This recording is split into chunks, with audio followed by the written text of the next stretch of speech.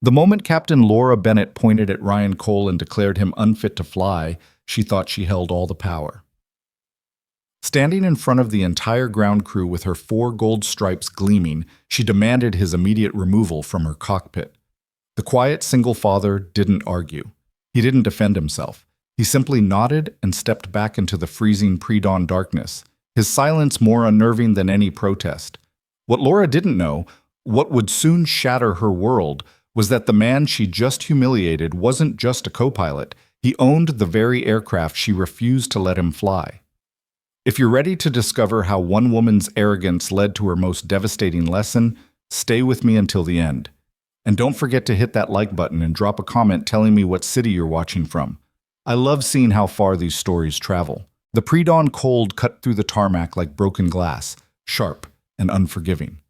Denver International Airport sprawled beneath a sky still bruised with night, the first hints of dawn barely touching the eastern horizon. In the vast expanse of concrete and steel, a single Boeing 737 sat waiting, its engines silent, its fuselage gleaming under the harsh floodlights that turned shadows into accusations. Captain Laura Bennett stood beside the aircraft's stairs, her uniform immaculate despite the early hour. 4 gold stripes circled her sleeves, proof of rank, symbols of authority she'd fought 20 years to earn. Her blonde hair was pulled back severely, not a strand out of place, her posture military straight. At 46, she carried herself with the kind of confidence that came from logging over 15,000 flight hours, from commanding respect in a field still dominated by men who questioned whether women belonged in the cockpit at all. She'd proven them wrong, every single one of them. And she wasn't about to let anyone, least of all, some nobody co-pilot she'd never heard of, undermine that hard-won respect. You cannot be serious, and her voice carried across the tarmac, cold and precise as the morning air. This is who they assigned me? Ryan Cole stood 10 feet away, his flight bag slung over one shoulder, his expression carefully neutral. He was younger than Laura by perhaps a decade, with dark hair beginning to gray at the temples and eyes that held a quiet watchfulness. His uniform was pressed but not pristine, functional rather than showy. There was something understated about him, a quality Laura immediately interpreted as weakness. Chief Flight Operations Officer Marcus Webb stood between them, his tablet glowing in the darkness, his expression caught somewhere between exhaustion and exasperation. At 52, Marcus had seen every kind of pilot drama imaginable, but this morning's conflict was starting earlier than usual. Captain Bennett, First Officer Cole has all the necessary qualifications. I don't care about qualifications on paper. Laura cut him off, her tone sharp enough to draw blood. I care about competence in the air. I asked for Sarah Martinez. I specifically requested an experienced first officer for this route, and instead you give me...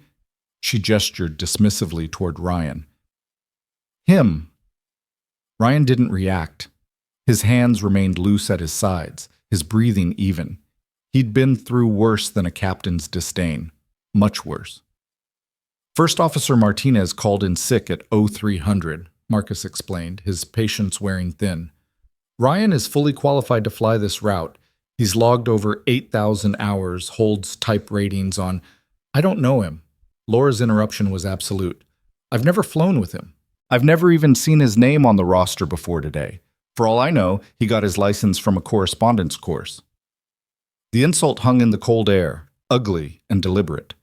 Several ground crew members had stopped their work to watch the confrontation unfold, their faces carefully blank but their attention razor sharp. Airport drama always drew an audience. Ryan finally spoke, his voice quiet but clear. Captain Bennett, I understand your concerns about crew familiarity. Perhaps we could review my flight records before departure. I don't have time to babysit you through a qualification review. Laura's words came fast and cutting. We have 143 passengers waiting to board, a schedule to maintain, and corporate breathing down our necks about on-time performance. What I need is a competent first officer, not a training exercise. Marcus stepped forward, his voice dropping to a tone that suggested this conversation should move somewhere more private. Captain, can we discuss this in operations? No. Laura's response was immediate and uncompromising. We can discuss it right here. I am the pilot in command of this aircraft. I have the authority and the responsibility to refuse any crew member I deem unsuitable for flight operations. That's not ego, Marcus. That's safety protocol. She turned her full attention to Ryan, her eyes hard as diamonds. I'm sure you're a nice person. I'm sure you try very hard. But this is a complex route with difficult weather patterns and challenging approach vectors. I need someone I can trust implicitly, someone whose capabilities I know without question. I need a partner, not a passenger in the right seat. The words were designed to humiliate, and they landed with precision. Ryan's jaw tightened almost imperceptibly, the only visible sign that Laura's assessment had struck something deeper than professional pride. Captain Bennett, Ryan began again, his tone still controlled, I assure you, your assurances mean nothing to me. Laura spoke over him without hesitation. I don't know you. I don't know your training background, your decision-making patterns, your stress responses. For all I know, you freeze in emergencies. You second-guess commands. You lack the situational awareness necessary for high workload environments. Marcus raised a hand, trying to regain control of the situation. Laura, you're making assumptions without basis. I'm making command decisions based on my experience and judgment. Her response was ice. That's what captains do, Marcus. Or have you forgotten what actual flight operations look like from behind your desk? The attack on Marcus was tactical. Shift the blame, maintain dominance, never concede ground. It was a technique Laura had perfected over 2 decades of fighting for respect in cockpits where men assumed they knew better. Ryan watched her with those quiet, measuring eyes. When he spoke again, his words were careful and deliberate. Captain, I understand crew dynamics are crucial. If you'd like to run through some scenarios, discuss approach procedures, verify my competency through... I don't have time for theatrical demonstrations. Laura's dismissal was absolute. What I have time for is finding a replacement first officer who actually belongs in a professional cockpit. She turned to Marcus, her decision already made. Call scheduling. Get me someone qualified, someone with actual experience, someone I can work with. There is no one else available, Marcus said flatly. Every qualified first officer is either flying on mandatory rest or outside their duty period. Ryan is your option, Laura. Your only option if this flight is going to depart on schedule. Laura's expression hardened into something cold and immovable. Then we delay until someone suitable becomes available. We're not delaying a full flight because you don't like someone's face, Marcus shot back, his own patience finally breaking. That's not how this works, and you know it. It's not about what I like. Laura's voice rose slightly, her control slipping just enough to reveal the anger beneath. It's about safety. It's about standards. It's about maintaining the integrity of flight operations. She pointed directly at Ryan, her hand steady, her intention brutal. Look at him, Marcus. Really look at him. Does he project confidence? Does he command respect? Does he look like someone who could handle an emergency at 35,000 feet? Ryan stood perfectly still, absorbing the assault without visible reaction. His silence was almost eerie. No defense, no counterattack, just a kind of patient endurance that seemed to infuriate Laura further. He's too quiet, she continued, her words gaining momentum. Too passive. A first officer needs to be assertive, needs to speak up, needs to challenge the captain when safety demands it. This man barely makes eye contact. How is he supposed to function under pressure when he can't even defend himself against basic criticism? Maybe he doesn't feel the need to defend himself against unfounded attacks, Marcus suggested, his tone heavy with meaning. Laura ignored him, her focus locked on Ryan with laser intensity. I've spent 20 years building my reputation, 20 years proving that women can command just as effectively as men. Do you have any idea how many people are waiting for me to fail? How many colleagues would love to see me make a mistake they can point to as evidence that female captains are a liability? Her voice carried across the tarmac, loud enough now that the ground crew wasn't even pretending not to listen. I will not risk my career, my license, or the lives of 143 passengers because scheduling couldn't be bothered to find me a competent first officer. I will not compromise my standards, and I will not fly with someone I don't trust. The declaration rang out like a verdict. Final. Absolute. Ryan's expression remained neutral, but something flickered in his eyes. Not anger exactly, more like a deep weariness, the exhaustion of someone who'd heard variations of this speech before. Marcus looked between them, his frustration palpable. Laura, you're being unreasonable. I'm being responsible. She cut across him again. I'm doing exactly what command training teaches, assessing my crew, identifying potential weaknesses, and taking action before those weaknesses become disasters. If that makes me unreasonable in your eyes, I can live with that judgment." She straightened her already perfect posture, her decision rendered. "Find me another first officer, Marcus, or find another captain for this flight. Those are your options." The silence that followed was heavy with tension. Ground crew members exchanged glances. A flight attendant emerging from the terminal stopped mid-step, sensing the conflict. Ryan shifted his weight slightly, his flight bag sliding further down his shoulder. When he spoke, his voice was so quiet that both Marcus and Laura had to lean forward to hear him clearly. "Captain Bennett, may I ask you something?" Laura's eyebrows rose in surprise at the question, but she gave a curt nod. "Make it quick." "Have you reviewed the weather forecast for our route today?" The question seemed to catch her off guard. "Of course I've reviewed the weather. I review all flight parameters before every departure." "Then you're aware of the forecast icing conditions over the Rockies? The potential for clear air turbulence near the jet stream? The crosswinds predicted for our destination?" Laura's jaw tightened. "I'm aware of all operational factors, yes. Which is exactly why I need an experienced first officer, not someone who'll panic at the first sign of turbulence." Ryan nodded slowly, as if confirming something to himself. "And you've checked the aircraft maintenance logs, the recent service history? Any mechanical notes from the previous flight crew?" "That's the first officer's responsibility," Laura snapped. "Which you would know if you had any actual experience with pre-flight procedures." "I completed the walk-around inspection 40 minutes ago," Ryan said quietly. "Before you arrived." Something in his tone made Marcus look up sharply. "And?" Ryan hesitated, his gaze moving from Marcus to Laura and back again. "I found something during the exterior inspection. Something that needs to be logged." Laura's expression shifted from irritation to suspicion.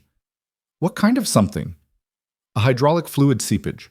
Small amount but visible. Right main landing gear area, near the brake assembly."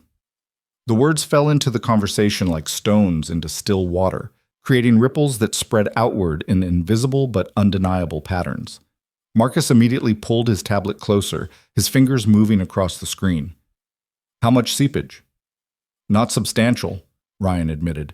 "Approximately 10 milliliters on the concrete beneath the assembly, but fresh, still wet when I inspected it."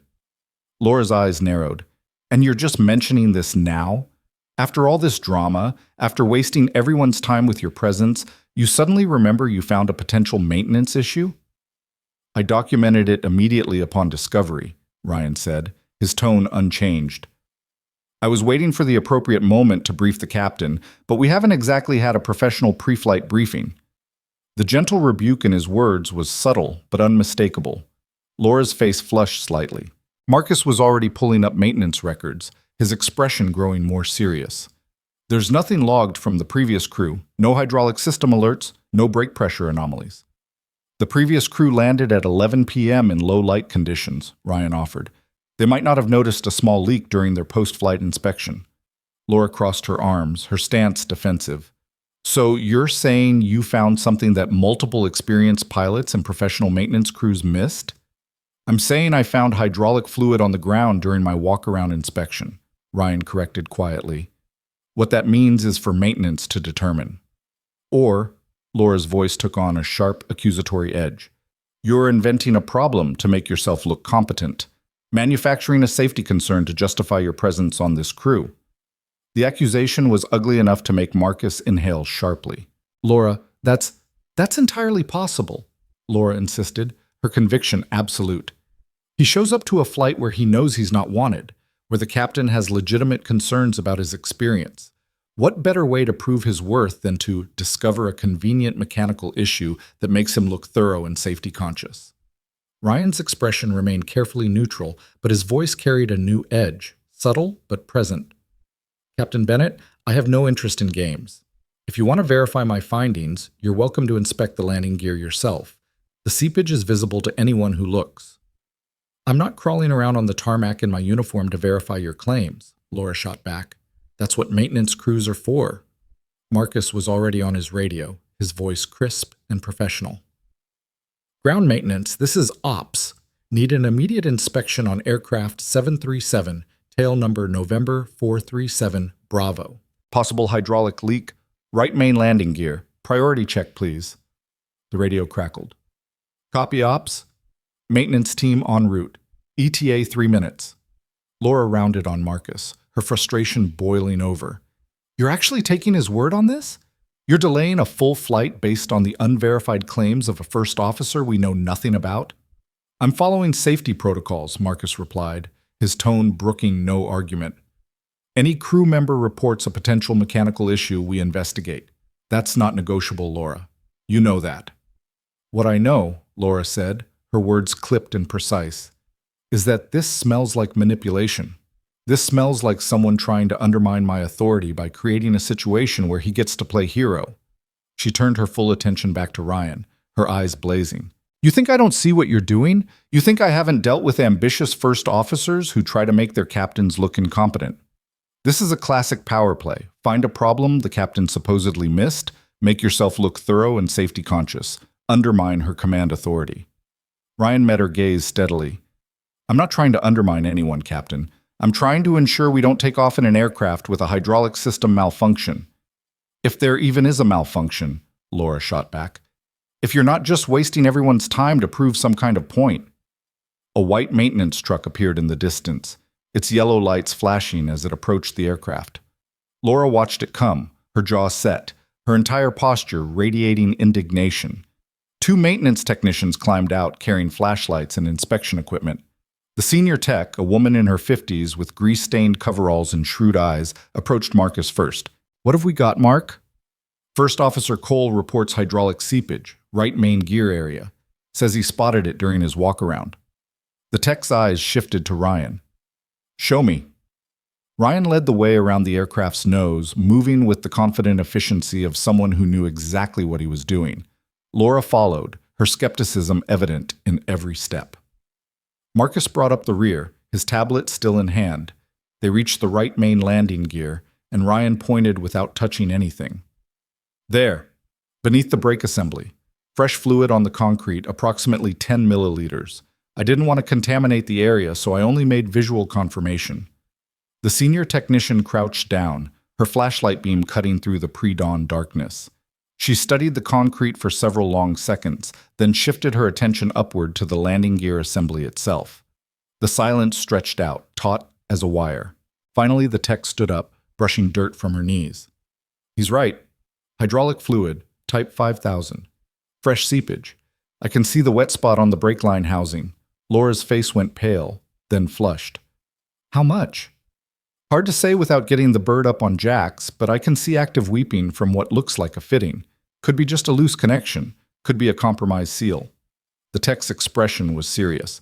Either way, it's a no-go until we isolate the source and verify system integrity. Marcus's shoulders sagged slightly. How long? Minimum 90 minutes if it's just a loose fitting. Could be 4 to 6 hours if we need to replace seals or lines. Won't know until we get into it. Laura stood frozen, her mind clearly racing through the implications. A 4 to 6 hour delay. A full aircraft of passengers that would need to be rebooked. Corporate executives who would demand explanations. Her perfect on-time record taking a hit. All because of a quiet first officer she'd been trying to remove from her crew. The tech was already calling for additional equipment, her voice professional and matter-of-fact. Her colleague began setting up work lights around the landing gear area. Ryan stepped back, giving the maintenance crew room to work. His expression remained neutral, but Laura caught something in his eyes. Not triumph, not vindication, just a kind of quiet steadiness that somehow made her earlier accusations feel even more shameful. I suppose you think you're very clever, Laura said, her voice low enough that only Ryan could hear. Finding that leak, making me look like I was willing to fly an unsafe aircraft. Ryan turned to face her fully, and for the first time, something like disappointment crossed his features. Captain Bennett, this isn't about clever. This isn't about making you look like anything. This is about a hydraulic leak that could have caused a brake system failure on landing. A small leak? Laura argued, grasping for any ground to stand on. The tech said it might just be a loose fitting. And if it's not? Ryan's voice remained quiet, but there was steel underneath now. If that fitting fails completely at 35,000 feet, if we lose brake pressure on approach, if we touch down with 143 passengers aboard and can't stop the aircraft safely, he didn't raise his voice. He didn't need to. Would you like to explain to their families that we knew about a potential hydraulic issue but flew anyway because the captain didn't want to look incompetent? Because she was more concerned with her schedule and her pride than with safety? Laura's mouth opened, then closed. No words came. Ryan held her gaze for a moment longer, then turned away, moving back toward the terminal. I'll be in operations when you need me, Marcus, assuming I'm still assigned to this flight. He walked away without another word, his footsteps echoing on the concrete. Marcus watched him go, then looked at Laura. The disappointment in his expression was worse than any accusation. 20 years, Laura, 20 years I've known you, and I've never seen you treat another pilot like that. Laura's defenses rose immediately. He gave me no reason to trust him. He found a safety issue you would have missed. Marcus cut her off, his voice sharp. He documented it properly. He reported it through appropriate channels. He did everything exactly right, and you accused him of lying and manipulation. I didn't know, Laura began. No, you didn't know. Because you decided he was incompetent before you ever spoke to him, before you reviewed his records, before you gave him any chance at all. Marcus's words were brutal in their honesty. You judged him on sight, Laura, and you were wrong. The simple statement hit harder than any elaborate criticism could have. Laura watched the maintenance crew work, their flashlights creating stark shadows beneath the aircraft. The hydraulic leak was small but undeniable, a dark stain on the concrete that testified to Ryan's accuracy. She'd been so certain, so absolutely convinced that this quiet first officer was inadequate, unsuitable, unsafe, and she'd been completely, demonstrably wrong. Marcus's radio crackled with updates from dispatch, passengers asking questions, corporate demanding explanations. The flight would be delayed indefinitely. The aircraft was grounded pending full inspection and repair. All exactly as Ryan had said it should be. Laura stood alone on the tarmac as the sky began to lighten in the east, the first rays of dawn touching the distant mountains. Ground crew moved around her with purpose, doing their jobs, maintaining the standards that kept the skies safe. And somewhere in the operations building, a first officer she'd humiliated and dismissed was probably filing his report, documenting the leak he'd discovered, the leak she would have missed in her arrogance. The 4 gold stripes on her sleeve caught the growing light, gleaming with the authority she'd wielded so carelessly. But authority, she was beginning to realize, wasn't the same as being right. And respect couldn't be demanded, only earned. The morning cold seemed to cut deeper now, finding its way through her perfect uniform to something she'd thought long-armored, doubt. The operations center hummed with controlled chaos. Fluorescent lights cast everything in stark relief, dispatch screens glowing blue, coffee cups leaving rings on metal desks, flight charts pinned to walls with magnetic strips. Laura pushed through the glass doors, her uniform still pristine despite the pre-dawn confrontation on the tarmac, her expression carved from stone. Ryan sat at a corner workstation, his flight bag at his feet, his fingers moving across a keyboard as he typed his maintenance report. He didn't look up when she entered, didn't acknowledge her presence at all. The deliberate disregard felt like a slap. She wanted to say something, an apology maybe, or an explanation, or at least some acknowledgement that the hydraulic leak had been real and serious. But the words stuck in her throat, tangled up with pride and embarrassment, and the growing realization that she'd made a catastrophic error in judgment. Marcus emerged from his office, phone pressed to his ear, his free hand gesturing in frustration at whatever corporate executive was demanding explanations.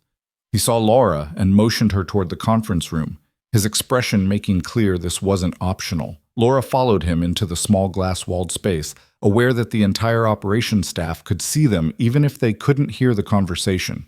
Marcus closed the door with more force than necessary. Maintenance says minimum 3 hours, he said without preamble, ending his phone call and tossing the device onto the conference table. The fitting was cracked, not just loose. Another few pressure cycles, and it would have failed completely. The words settled over Laura like ash. A cracked fitting. Not a loose connection, not a minor issue. An actual structural failure waiting to happen. 3 hours, she repeated, her voice hollow. 3 hours if we're lucky. Could be 5 if they find additional damage when they get the cowling off. Marcus leaned against the table, his exhaustion evident.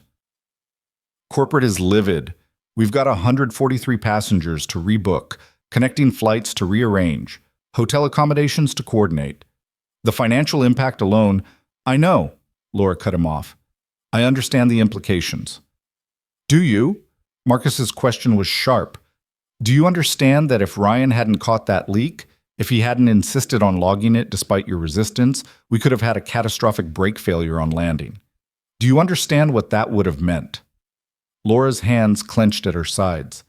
The leak was small. The tech said it was just seepage. A cracked fitting is never just seepage, Laura. You know that. Marcus's voice carried a disappointment that cut deeper than anger.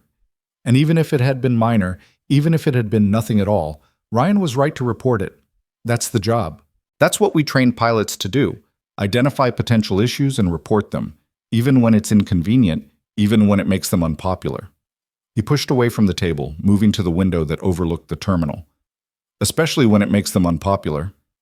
Laura stood silent, watching Marcus's reflection in the glass. Outside, early morning travelers moved through the concourse, oblivious to the drama unfolding in the operations center. I want him removed from my crew, Laura said finally, the words coming out harder than she'd intended. I want a different first officer assigned when the aircraft is cleared for service.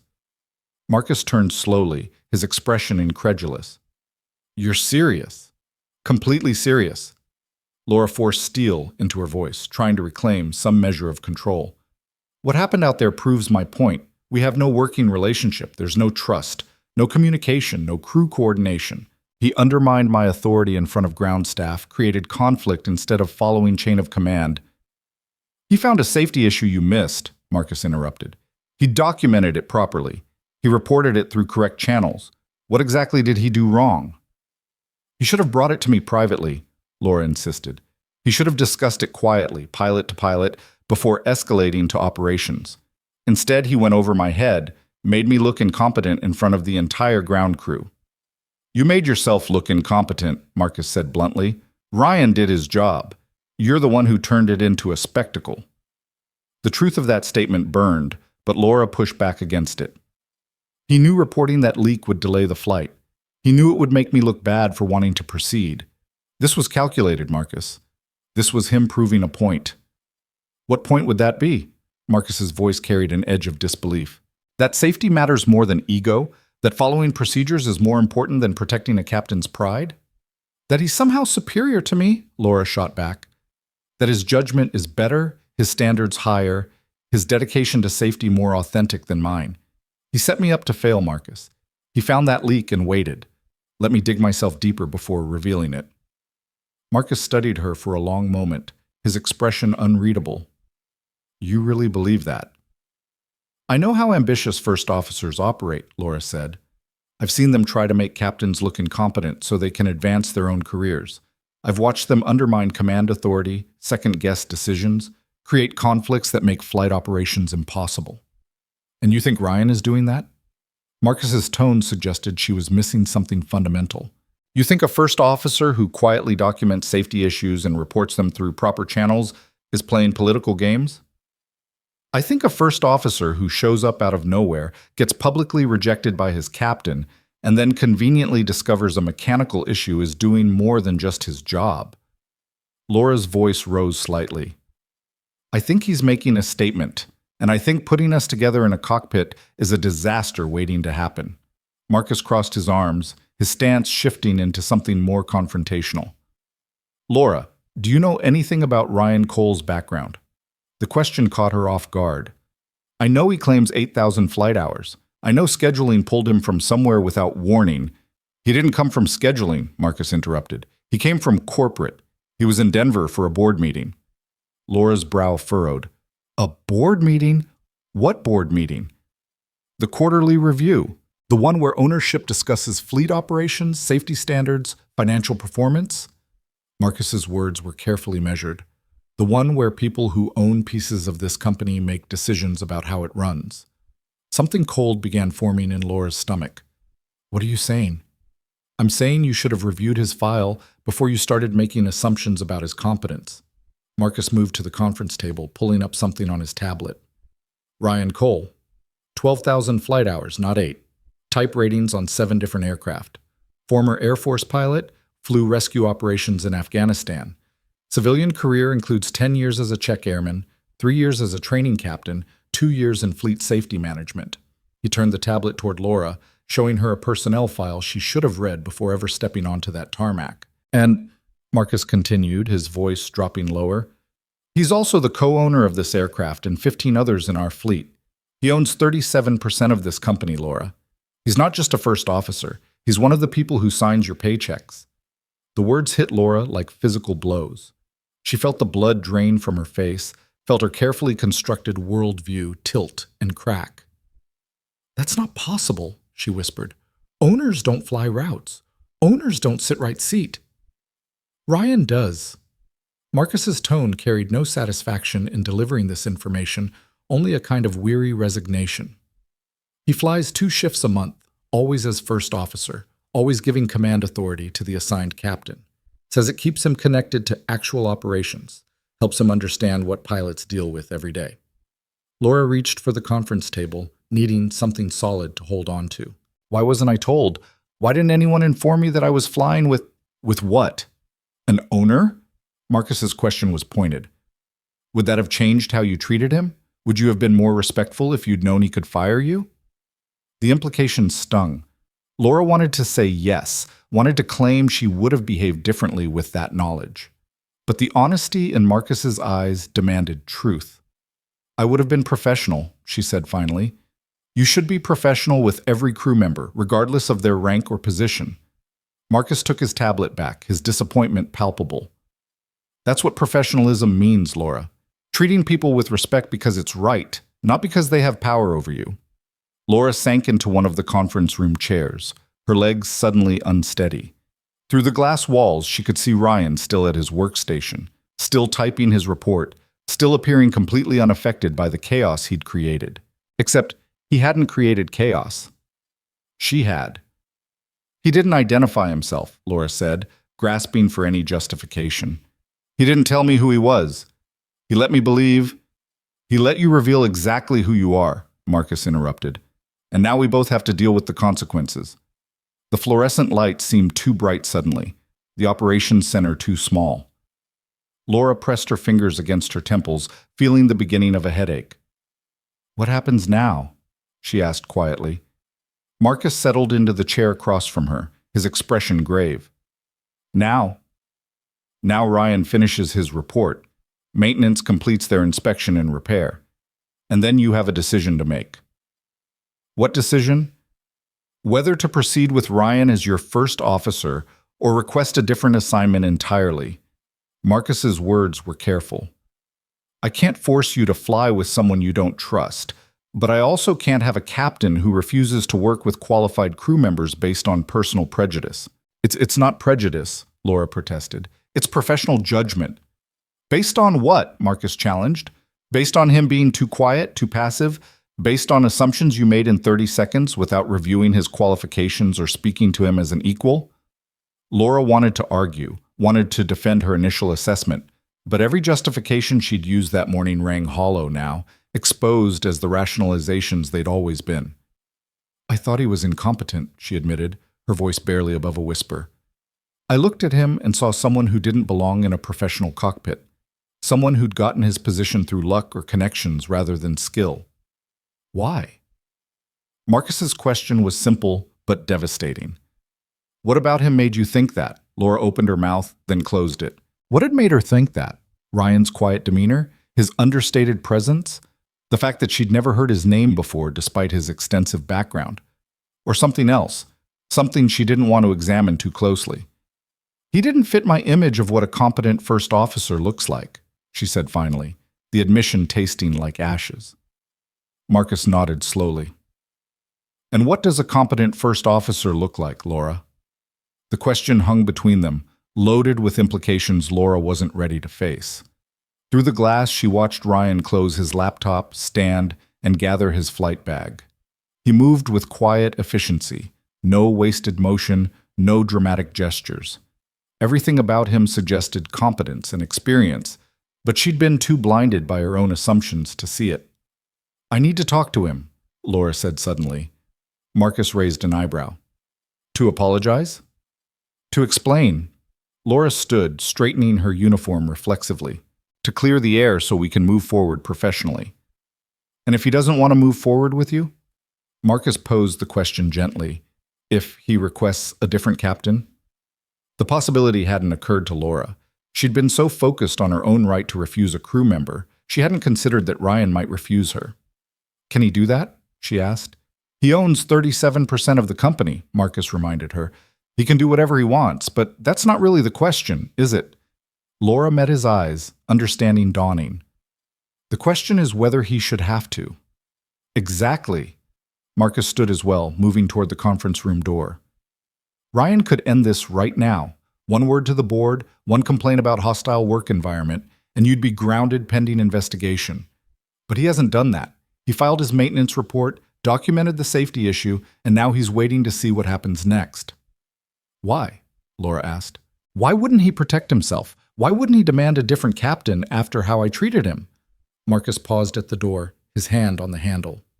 "Maybe you should ask him that yourself." He left Laura alone in the conference room, surrounded by glass walls and the weight of her own mistakes. Laura watched through the window as Ryan walked toward the pilot lounge, his posture relaxed despite everything that had happened. He didn't look angry or vindictive. He didn't look like someone planning revenge or political maneuvering. He looked like a man doing his job, waiting patiently for others to do theirs. She forced herself to move, pushed through the conference room door and across the operations floor. Several staff members glanced up as she passed, their expressions carefully neutral. They'd all witnessed the confrontation on the tarmac, all heard her accusations and demands. They all knew she'd been wrong. The pilot lounge was a stark space. Industrial furniture, coffee maker gurgling in the corner, flight manuals stacked on metal shelves. Ryan sat in one of the chairs, a styrofoam cup steaming in his hand, his eyes focused on the window overlooking the terminal. Laura stopped in the doorway, suddenly uncertain. She'd commanded flight crews for 2 decades, given orders to first officers and cabin staff without hesitation. But approaching Ryan now felt like crossing a minefield. "May I come in?" she asked, her voice formal. Ryan glanced over, his expression unreadable. After a moment, he gestured to the empty chair across from him. Laura sat, her back straight, her hands folded in her lap. The silence stretched between them, heavy with everything that had been said and left unsaid. "I spoke with Marcus," she began finally. "He informed me of your background, your position with the company." Ryan took a sip of coffee, waiting. "I should have reviewed your file before making judgments about your competence," Laura continued, forcing the words out. "That was unprofessional of me." "Yes, it was," Ryan agreed quietly. The simple acknowledgement, without anger or accusation, somehow made Laura feel worse than if he'd shouted at her. "I was wrong about the hydraulic leak," she pressed on.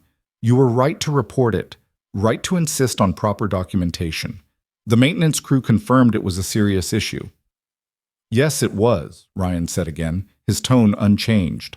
Laura's frustration bubbled up despite her intention to remain calm. "Are you going to make me apologize for every mistake individually? Because I can list them if that's what you need." Ryan set his coffee cup down carefully, his movements deliberate. "Captain Bennett, what exactly do you think I need?" The question caught her off balance. I don't know. An apology? An acknowledgement that I treated you unfairly?" "You've already acknowledged that," Ryan pointed out. "So what happens now?" "Now we move forward professionally," Laura said, trying to sound confident. "We put this morning behind us and focus on safe flight operations once the aircraft is cleared." Ryan studied her for a long moment, his dark eyes searching. "Do you trust me?" The directness of the question left Laura momentarily speechless. "Do you trust my judgment?" Ryan continued. "My ability to identify safety issues? My competence in the cockpit?" Laura wanted to say yes.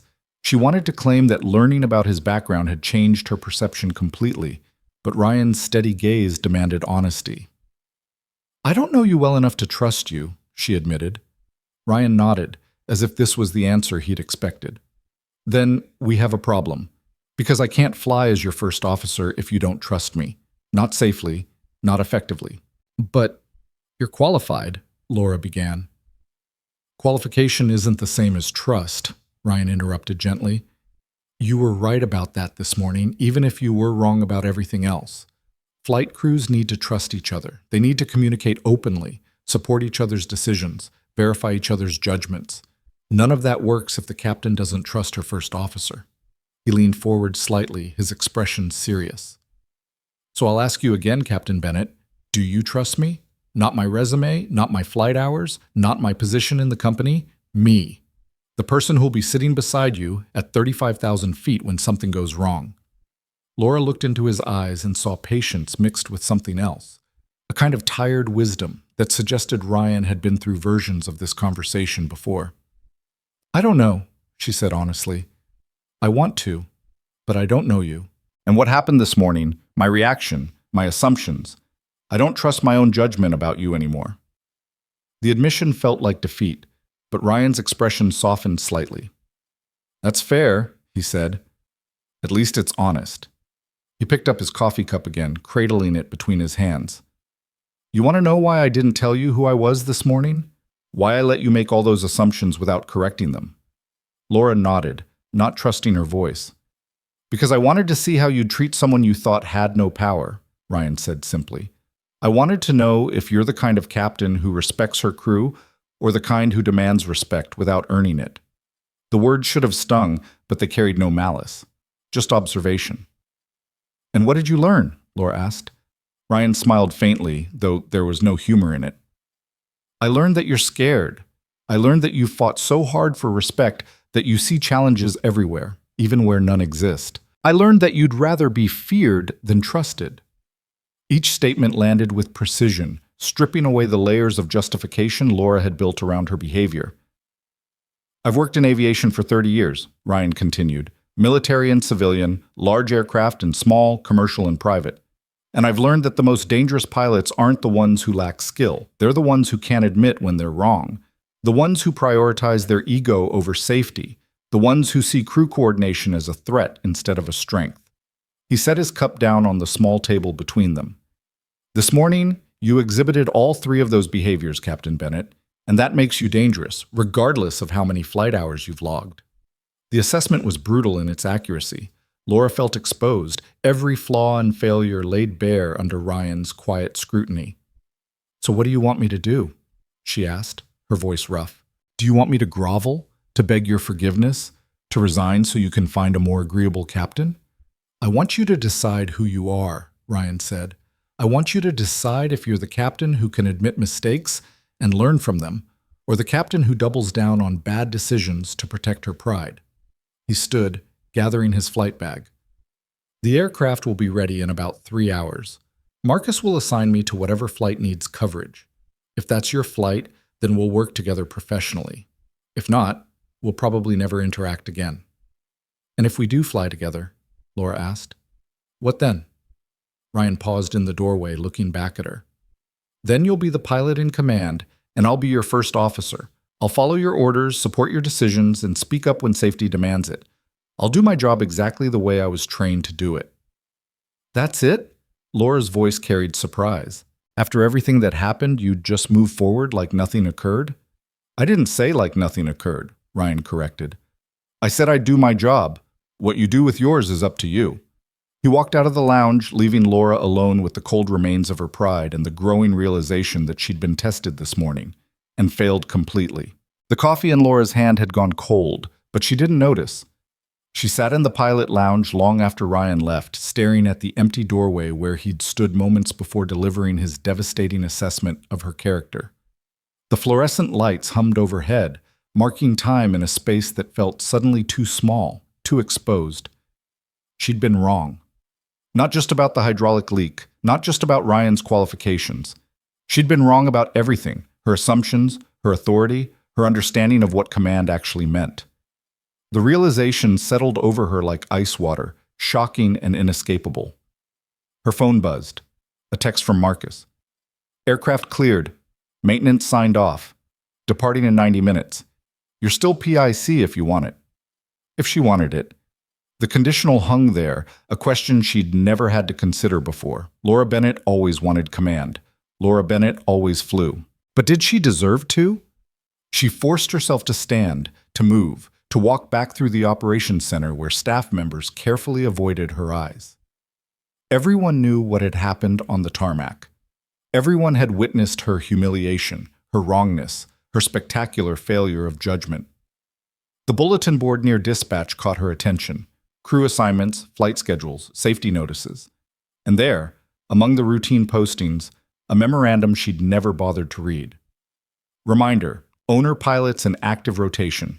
Please review personnel files before crew assignments to ensure appropriate coordination.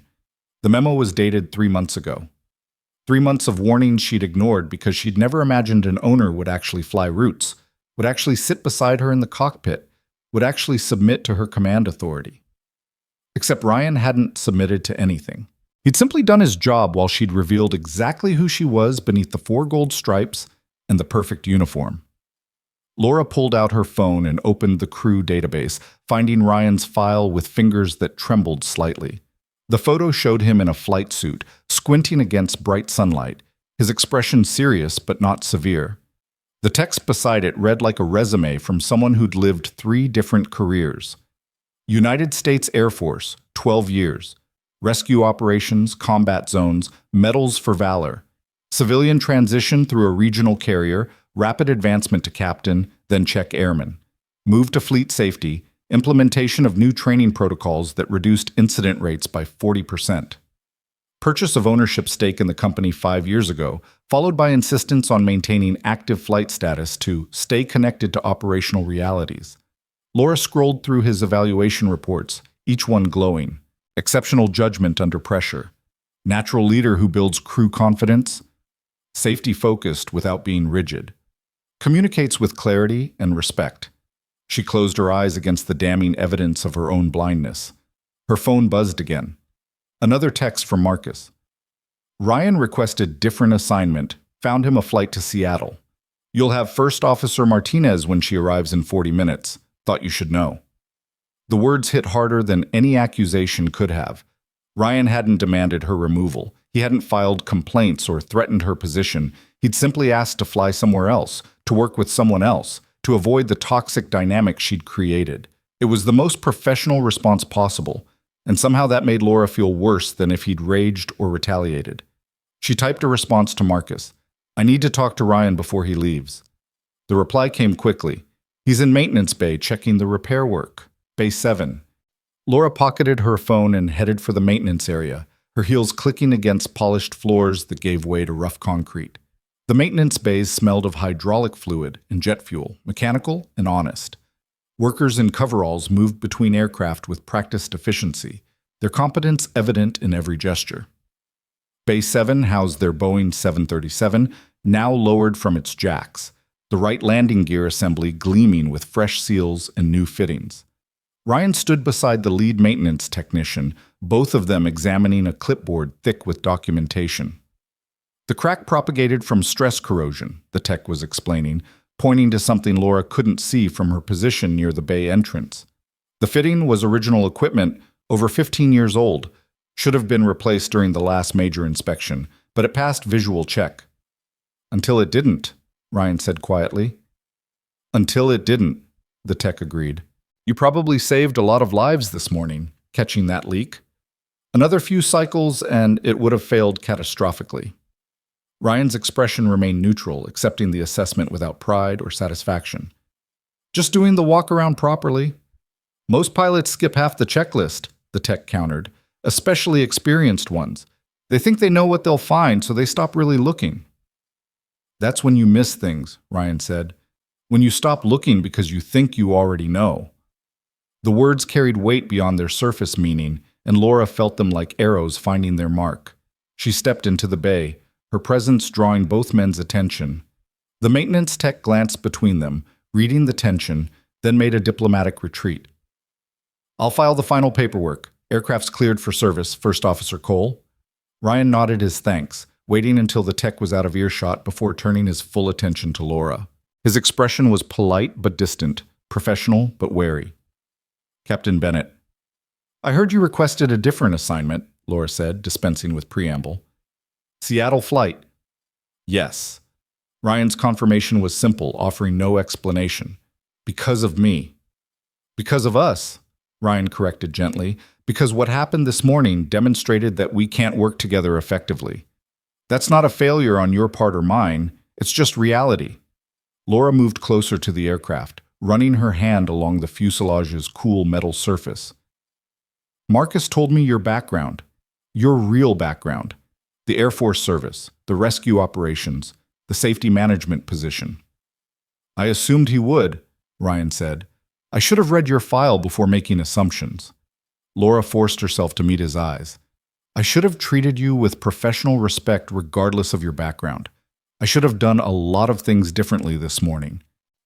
Ryan studied her quietly, his expression unreadable. Should have. Past tense. I'm apologizing, Laura said, frustration creeping into her voice. I'm trying to acknowledge my mistakes and move forward professionally. I know what you're doing, Ryan replied, his tone still gentle but firm. I'm just not sure why you're doing it. Is this about wanting to work together, or is this about managing the political fallout of having treated an owner poorly? The question was fair and brutal in its honesty. Laura looked up at the aircraft, at the landing gear that had nearly failed, at the maintenance work that had prevented disaster. Both, probably. I'm not proud of that, but it's the truth. Something shifted in Ryan's expression. Not quite approval, but perhaps recognition of genuine honesty. At least you're being straight with me now, he said. Laura laughed, the sound bitter and tired. I wasn't very straight with you this morning. I made judgments based on nothing but my own prejudices and insecurities. I saw a quiet first officer I didn't recognize and assumed that meant you were incompetent. Why? Ryan asked. What about being quiet suggests incompetence? Laura hesitated, then pushed forward into uncomfortable truth. Because the first officers I respect are assertive, confident. They walk into a cockpit and claim their space. They don't defer or accommodate or wait patiently to be noticed. They perform, Ryan suggested. They make sure everyone knows they belong there. Yes, Laura admitted. Exactly that. Ryan nodded slowly. And I didn't perform. I just showed up and waited to do my job. You seem passive, Laura said.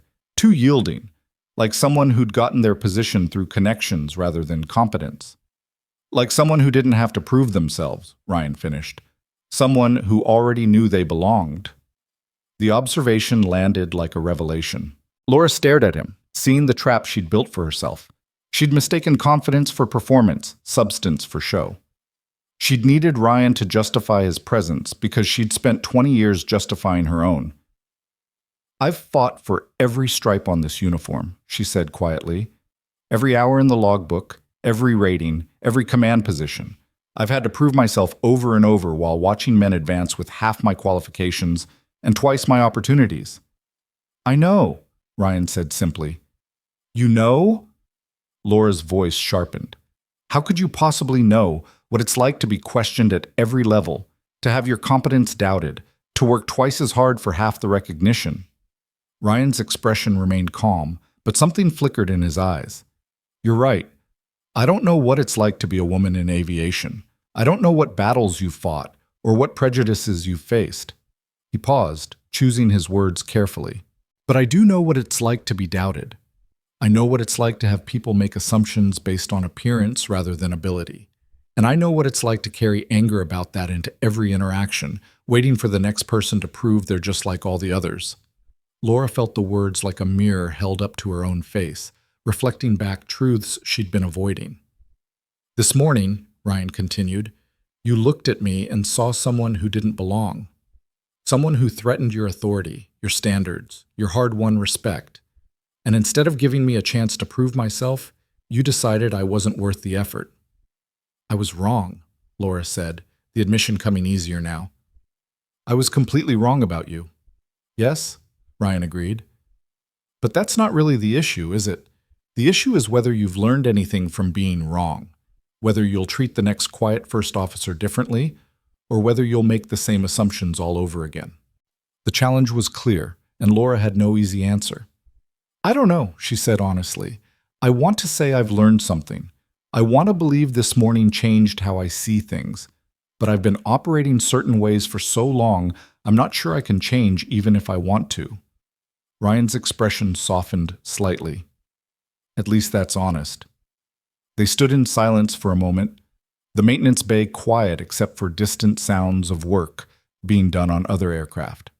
Laura watched mechanics move with practiced precision, following procedures, checking systems, ensuring safety through attention to detail, just like Ryan had done during his walk-around inspection. "Why did you find that leak?" Laura asked suddenly. "I mean, really, what made you look closely enough to spot something that small?" Ryan considered the question. "I have a daughter. She's 7 years old. Every time I fly, I think about her waiting for me to come home. I think about all the other families waiting for their people to come home. And I think about how many of them trust that pilots like us are doing everything right, checking everything properly, never cutting corners." He gestured toward the repaired landing gear. That leak was maybe 10 milliliters. Easy to miss, easy to dismiss as normal seepage. But 10 milliliters becomes 20, becomes 50, becomes a catastrophic failure at the worst possible moment. And somewhere, a 7-year-old girl loses her father because someone didn't want to delay a flight over something small. Laura felt the weight of that perspective settle over her. "So you check everything?" "I check everything," Ryan confirmed, "even when it's inconvenient, even when it makes people angry, even when the captain thinks I'm incompetent for caring about details." The gentle rebuke was deserved, and Laura accepted it without defense. "I have that Seattle flight in 2 hours, Ryan said, checking his watch. "I should prepare." "Don't go," Laura said quickly, then amended. "I mean, fly with me instead. Let me prove I can do better than this morning." Ryan studied her carefully. "Why? What difference does it make who you fly with today?" "Because I need to know if I can fix this," Laura admitted. "I need to know if I'm capable of being the captain I thought I was, or if I've been fooling myself all along." "That's about you," Ryan pointed out. "What's in it for me? Why should I subject myself to flying with someone who's already demonstrated they don't trust or respect me?" The question was fair, and Laura had to dig deep for an honest answer. "Because I'm asking you to," she said finally. "Not demanding, not ordering, just asking. Give me one flight to prove I can be better than what you saw this morning." Ryan's expression remained neutral, giving nothing away. The silence stretched between them, heavy with everything that had happened and everything that might happen next. "One flight," he said finally. "But on my terms." "What terms?" "If at any point I identify a safety concern, you listen without argument," Ryan said. "If I say something needs to be checked or logged or addressed, you trust that I have a reason. You don't have to agree with me, but you do have to hear me out."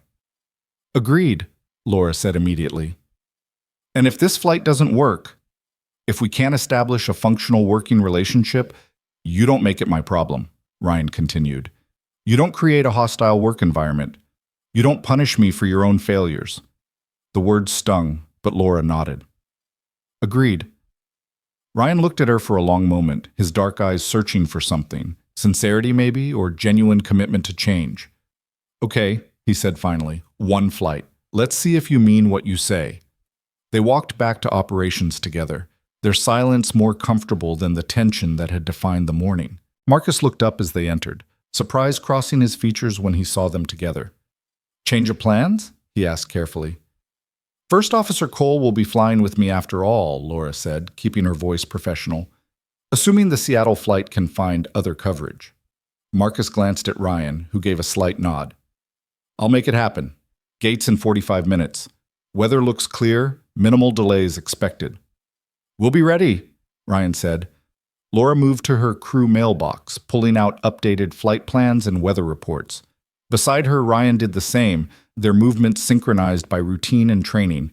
The normalcy of it felt strange after the morning's chaos. "Captain Bennett?" Ryan's voice was quiet, meant only for her. She turned. "Yes?"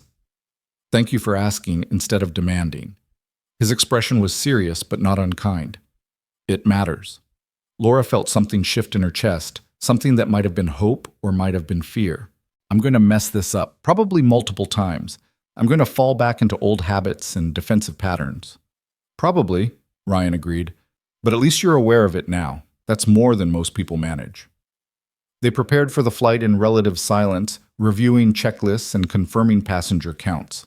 The gate area filled with travelers, business suits and vacation casual, families with small children and solo travelers with noise-canceling headphones. 143 lives that would trust Laura and Ryan to get them safely to their destination. The weight of that responsibility felt different now, more immediate and personal. In the cockpit, surrounded by switches and screens and the familiar geography of commercial aviation, Laura ran through her pre-flight checks with extra care. Beside her, Ryan did the same, his movements efficient and practiced. "Hydraulic systems?" Laura asked, following the checklist. "Checked and verified," Ryan responded. "Sounds. Pressure normal, fluid levels good, no visible leaks or anomalies. Landing gear?" "Down and locked, pins removed, gear bay doors secure. Visual inspection completed with no discrepancies noted." They continued through the checklist, their voices falling into the professional rhythm of crew coordination. Laura found herself actually listening to Ryan's responses, actually processing the information rather than just going through motions. "Before we start engines," Ryan said quietly, "I need to tell you something." Laura's hands stilled on the controls. "What?" "This morning, when you refused to fly with me, my first instinct was to use my position to force the issue. To pull rank, make you look foolish, punish you for the humiliation." Ryan's honesty was unflinching. "I'm not proud of that impulse, but it was there." Laura turned to face him fully. "Why didn't you?" "Because that would have made me exactly what you accused me of being, someone who manipulates situations for personal gain rather than focusing on safe operations." Ryan met her eyes steadily. "I don't want to be that person. Not even when I'm angry, not even when it would be justified." The confession was unexpected and disarming. Laura found herself respecting Ryan's honesty even as it highlighted her own failures. "I wanted to hurt you this morning," she admitted. "I wanted to put you in your place, prove my authority, make you regret questioning my judgment. That's not who I thought I was. That's not the captain I wanted to be." "But it's who you were in that moment," Ryan said gently. "The question is who you'll choose to be now." Laura looked out the cockpit window at the gate area, at the passengers beginning to board, at the ground crew preparing for pushback. All of it familiar, all of it routine, but somehow different now, weighted with new understanding.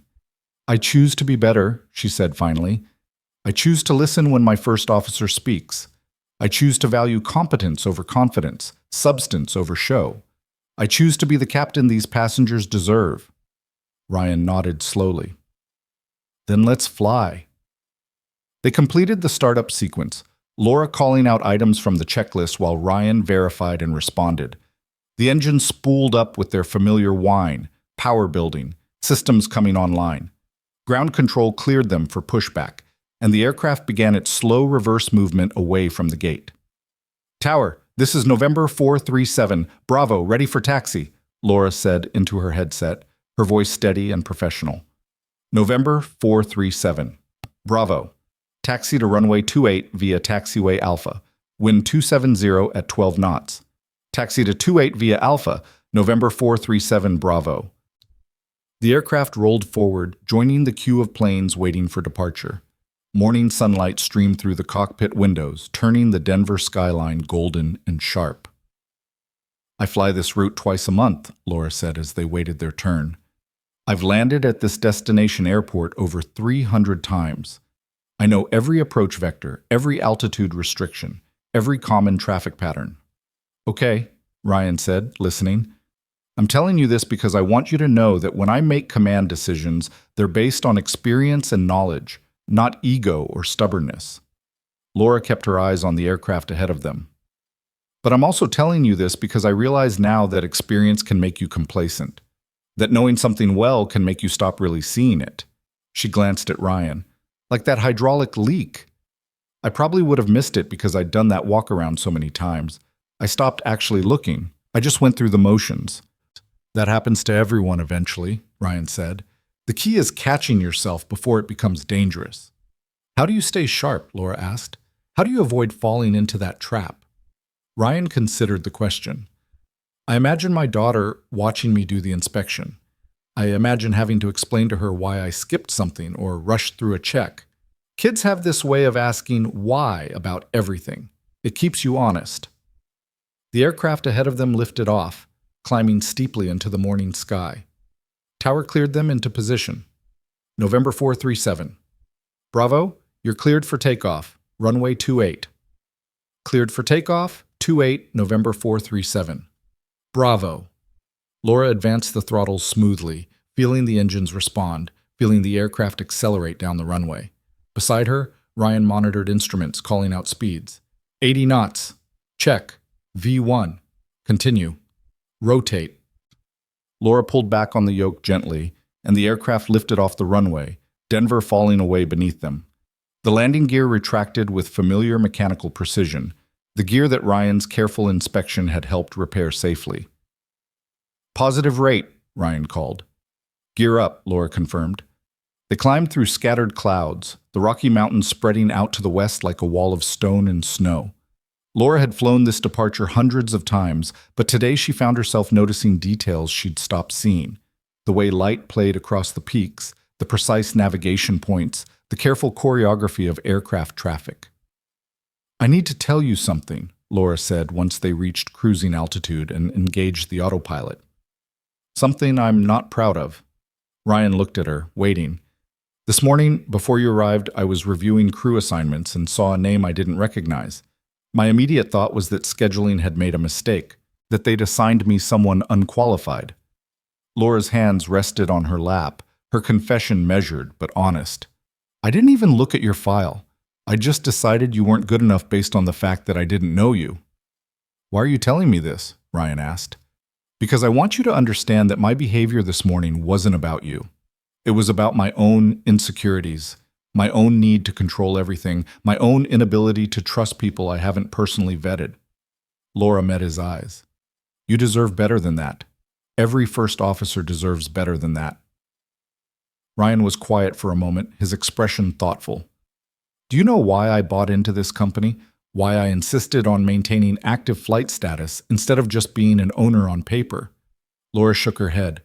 Because I've seen what happens when owners lose touch with operations. When they start making decisions based on spreadsheets instead of reality. When they prioritize profit over safety because they're not the ones sitting in the cockpit anymore. Ryan's voice carried conviction. I fly these routes because I need to remember what's actually at stake. Not quarterly earnings or stock prices, lives, families, the trust people place in us every time they board an aircraft. He gestured toward the cabin behind them. 143 passengers back there. They don't know about our conflict this morning. They don't know about the hydraulic leak or the delay or any of it. They just trust that we're competent and professional and committed to getting them home safely. And if we're not? Laura asked quietly. Then we have no business being in this cockpit, Ryan said simply. No amount of experience or authority or ownership stake changes that basic truth. The clarity of his perspective was both humbling and clarifying.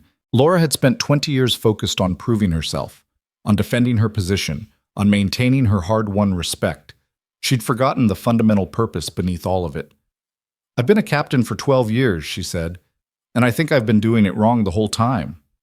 Ryan raised an eyebrow. That seems like an overstatement. Is it? Laura challenged. I've been so focused on being obeyed that I forgot about being trusted. So focused on maintaining authority that I stopped actually listening to my crew. I've been commanding instead of leading. Those are fixable mistakes, Ryan offered, if you're willing to do the work. Laura looked at him, this quiet first officer who'd revealed himself to be so much more than she'd imagined. Will you help me? Not just this flight, but going forward. Will you tell me when I'm falling into old patterns, when I'm prioritizing ego over safety? Ryan considered the request carefully. That's asking a lot. It puts me in a difficult position, your first officer and your conscience and your owner all at once. I know, Laura admitted, but I'm asking anyway, because I think I need someone who isn't afraid of my authority, someone who'll tell me hard truths even when it's uncomfortable. And you think I'm that person? I think you're the person who found a hydraulic leak and reported it even though you knew it would cause problems. I think you're the person who walked away from a Seattle flight to give me another chance, even though I didn't deserve it. I think you're someone who actually lives the values I've been pretending to honor. Ryan's expression was impossible to read. Outside the cockpit windows, clouds stretched endlessly, a landscape of white and shadow. "One flight at a time, he said finally. "Let's see how this one goes before making long-term commitments." It was a reasonable response, and Laura accepted it with a nod. They flew in comfortable silence for several minutes, monitoring instruments, checking systems, doing the work that had brought them both to aviation in the first place. "Can I ask you something?" Ryan said eventually. "Anything. What made you want to be a pilot?" The question was simple but profound. Laura thought back to the young woman she'd been, the girl who'd dreamed of flying before she understood all the barriers standing in her way. "My father was a pilot," she said quietly. "Military transport, then commercial cargo. He used to take me to the airport when I was little, let me watch the planes take off and land. I thought it was magic, these massive machines defying gravity, carrying people across impossible distances." She smiled at the memory. "I told him I wanted to fly when I grew up, and he said, 'Then you'll fly.' Like it was that simple. Like there weren't 1,000 reasons why a girl from a working-class family probably wouldn't make it into a cockpit. But you did," Ryan observed. "But I did," Laura confirmed. "Through scholarships and stubbornness, and refusing to quit even when instructors told me I didn't belong. My father died before I got my commercial license, but I like to think he would have been proud." "I'm sure he would have been," Ryan said gently. Laura felt unexpected emotion rising in her throat. "I don't know. Lately I've wondered if he'd recognize the pilot I've become, if he'd approve of how I've handled authority, how I've treated crew members, how I've forgotten why I wanted to fly in the first place." "Why did you want to fly?" Ryan asked. "In the beginning, before all the battles and politics and proving yourself. What was it about aviation that called to you?" Laura thought about that question, reaching past 20 years of defensiveness and struggle to find the core truth beneath. "Freedom," she said finally. "Not just the physical freedom of flight, but the freedom that comes from competence, from knowing you can handle whatever comes at you, from trusting yourself and your crew and your training." She paused. "I wanted to be part of something bigger than myself, part of a system that worked because everyone did their job well and trusted each other to do the same." "And somewhere along the way you stopped trusting," Ryan suggested. "Somewhere along the way I got tired of being questioned," Laura corrected. "I got tired of having to prove myself over and over, so I stopped trusting anyone I hadn't personally verified. I stopped giving people the benefit of the doubt. I stopped believing in the system because the system had failed me so many times." Ryan nodded slowly, understanding evident in his expression. "That makes sense. It's also incredibly lonely." The observation landed with unexpected force. Laura realized that Ryan was right. She'd been lonely for years, isolated by her own defenses, unable to truly connect with crew members because she couldn't let go of her need for control. "How do you do it?" she asked. "How do you stay open and trusting after everything you've seen, after combat and emergencies and all the ways things can go wrong?" Ryan thought for a moment. "I don't stay open by ignoring risks. I stay open by accepting that I can't control everything, and that trying to control everything actually makes things more dangerous, not less." He gestured toward the instrument panel. "These systems work because they're designed with redundancy and cross-checking built in. No single point of failure. No one person who has to be perfect. The same principle applies to crew dynamics. We're stronger when we trust each other, when we verify each other's work, when we're honest about limitations." "But what if that trust is misplaced?" Laura asked. "What if your first officer isn't competent? What if they miss something critical?" "Then you catch it during your own checks," Ryan said. "But you can't assume incompetence before you have evidence. You have to start from a position of trust and verify, not from a position of suspicion and defend." Laura absorbed that wisdom, feeling the truth of it even as part of her resisted. They were an hour into the flight when Ryan noticed something on the weather radar. He studied it for several seconds, his expression growing concerned. "Captain, I'm seeing a cell developing ahead of our route. Looks like it's building quickly." Laura leaned over to look at the display.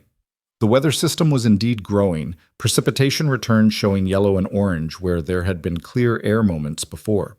Her first instinct was to dismiss it. She'd flown through worse, knew the aircraft could handle moderate turbulence, didn't want to delay their arrival with a diversion. But she caught herself, remembering Ryan's careful inspection, remembering her promise to listen without argument. "What are you thinking?" she asked instead. "I'm thinking we should request a deviation south," Ryan said.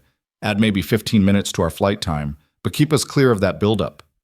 Laura studied the radar, her experience telling her they could probably penetrate the system without major issues. But Ryan's caution wasn't unfounded.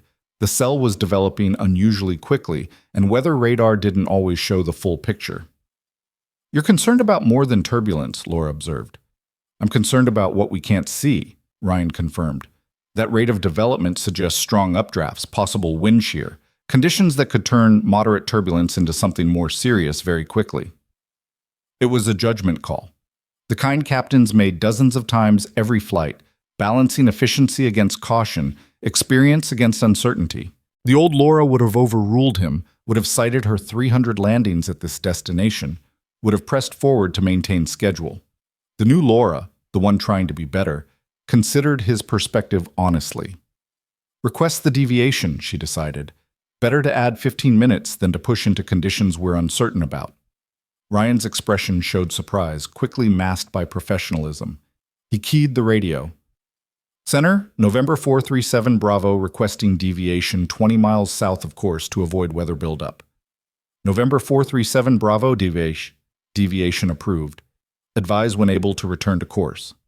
They banked gently south, leaving their planned route to skirt the developing weather system. Laura watched the storm on radar, seeing it intensify even as they deviated, the precipitation returns blooming into deep reds and purples. 5 minutes later, another aircraft on their original route reported severe turbulence and hail damage, requesting immediate diversion. Laura and Ryan exchanged a glance, the unspoken communication louder than words. Ryan had been right. His caution had kept them out of conditions that would have been dangerous, possibly damaging. "Good call," Laura said quietly. Ryan nodded, accepting the acknowledgement without false modesty. "Thank you for trusting my judgment."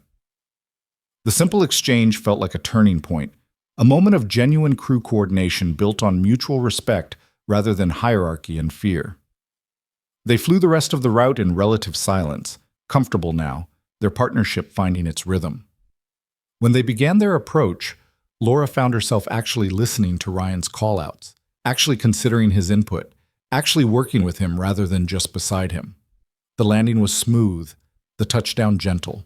As they taxied to the gate, Laura felt something she hadn't experienced in years, satisfaction that came from true collaboration rather than solo achievement. In the terminal, passengers deplaned with the casual indifference of people who'd never know how close they'd come to danger, who'd never know about the deviation that had kept them safe. Laura and Ryan completed their post-flight checks in the quiet cockpit, the familiar routine made new by their transformed dynamic. "That was good," Ryan said finally. "We worked well together." "We did," Laura agreed. Then, because she'd promised herself honesty, "Better than I expected. Better than I deserved after this morning." Ryan considered her words carefully. "You know what I think? I think you're a good pilot who forgot why she started flying, but I think you're remembering now, and that's worth something." Laura felt unexpected emotion welling up. "Thank you for giving me the chance to remember." They walked through the terminal together, their flight bags identical, their uniforms marking them as equals in the essential work of keeping the sky safe. And for the first time in longer than Laura could remember, she felt like she truly belonged there, not because of her stripes or her authority, but because she'd chosen to be better than her worst instincts, because she'd chosen to listen instead of command, to trust instead of control, to lead instead of dominate. It was only one flight, only one chance to do things differently. But it was a beginning. The flight back to Denver 3 hours later felt different. Laura sat in the captain's seat with Ryan beside her. The cockpit transformed from a battlefield into what it was always meant to be, a workspace built on mutual competence and shared responsibility. The afternoon sun slanted through the windows, painting instrument panels in warm gold, and Laura found herself thinking about beginnings rather than endings. But beginnings, she was learning, often required something to end first. They were halfway through the return flight when Marcus's voice crackled through their headset on the company frequency, cutting through the routine hum of engines and air traffic. November 437. Bravo, Ops requesting post-flight debrief upon arrival. Captain Bennett and First Officer Cole, please report directly to my office. Laura and Ryan exchanged glances. Company debriefs weren't unusual, but the formality in Marcus's tone suggested this was more than routine paperwork. Copy that, Ops, Laura responded, keeping her voice neutral. We'll report immediately upon arrival. She switched back to approach frequency, but the ease she'd felt moments before had vanished, replaced by a familiar knot of anxiety. Debriefs meant scrutiny. They meant questions and documentation, and the possibility that someone higher up the chain had decided this morning's confrontation required official response. Ryan seemed to sense her tension. It's probably just standard follow-up on the maintenance issue, he offered quietly. Documenting the timeline, verifying procedures were followed. Or it's corporate deciding that a captain who publicly humiliates an owner needs to be dealt with, Laura said, her old defensiveness rising despite her best intentions. If that were the case, they wouldn't wait for a debrief, Ryan pointed out. They'd just ground you pending investigation. The logic was sound, but Laura's stomach remained tight with apprehension. She'd spent 20 years building her reputation, her record, her position. One mistake, one spectacular, witnessed by everyone mistake, could undo all of it. They landed without incident, the approach and touchdown smooth enough that passengers probably didn't even wake from their naps. Laura taxied to the gate with mechanical precision, going through shutdown procedures while her mind raced ahead to Marcus's office and whatever waited there. In the terminal, they walked side by side toward operations, their silence heavy with unspoken concern. Laura noticed the way ground staff watched them pass, the way conversations seemed to pause and resume in their wake. Word had spread about the morning's confrontation. In the close community of airport operations, drama traveled faster than departing aircraft. Marcus's office door was open, but the man himself stood with his back to them, staring out the window at the tarmac below. Two other people occupied chairs facing his desk, a woman in a corporate suit that screamed legal department, and a man Laura recognized as Paul Henderson, the company's director of flight safety. Her anxiety spiked into something closer to fear. "Close the door," Marcus said, without turning around. Ryan shut the door quietly, and they both remained standing, waiting. Laura's mind cataloged every word she'd said that morning, every accusation and dismissal, building a defense she wasn't sure would matter. Marcus finally turned, his expression grave.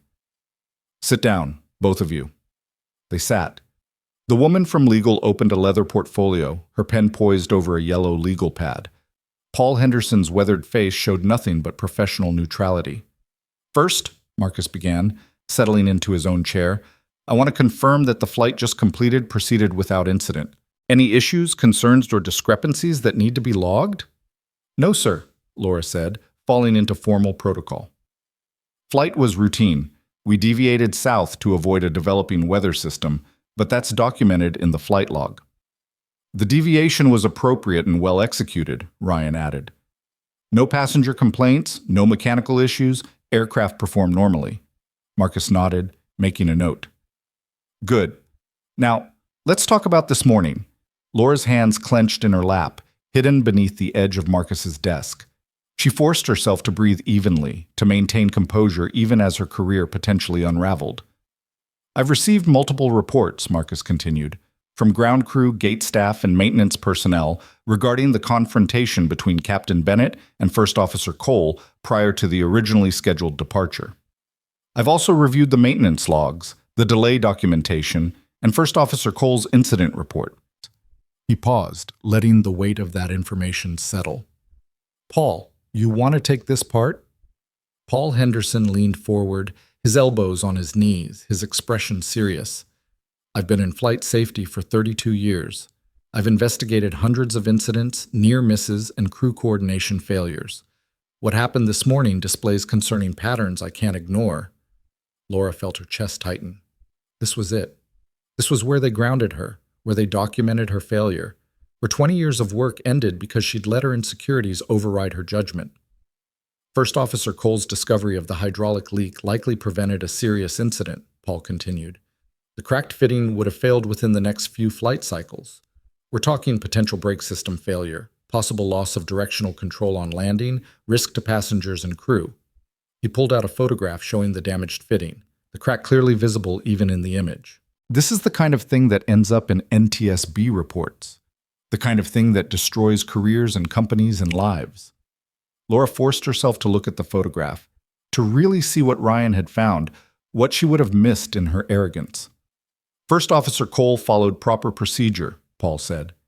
He identified the issue during walk-around, documented it immediately, and reported it through appropriate channels despite resistance from his captain. The words "despite resistance" hung in the air like an accusation.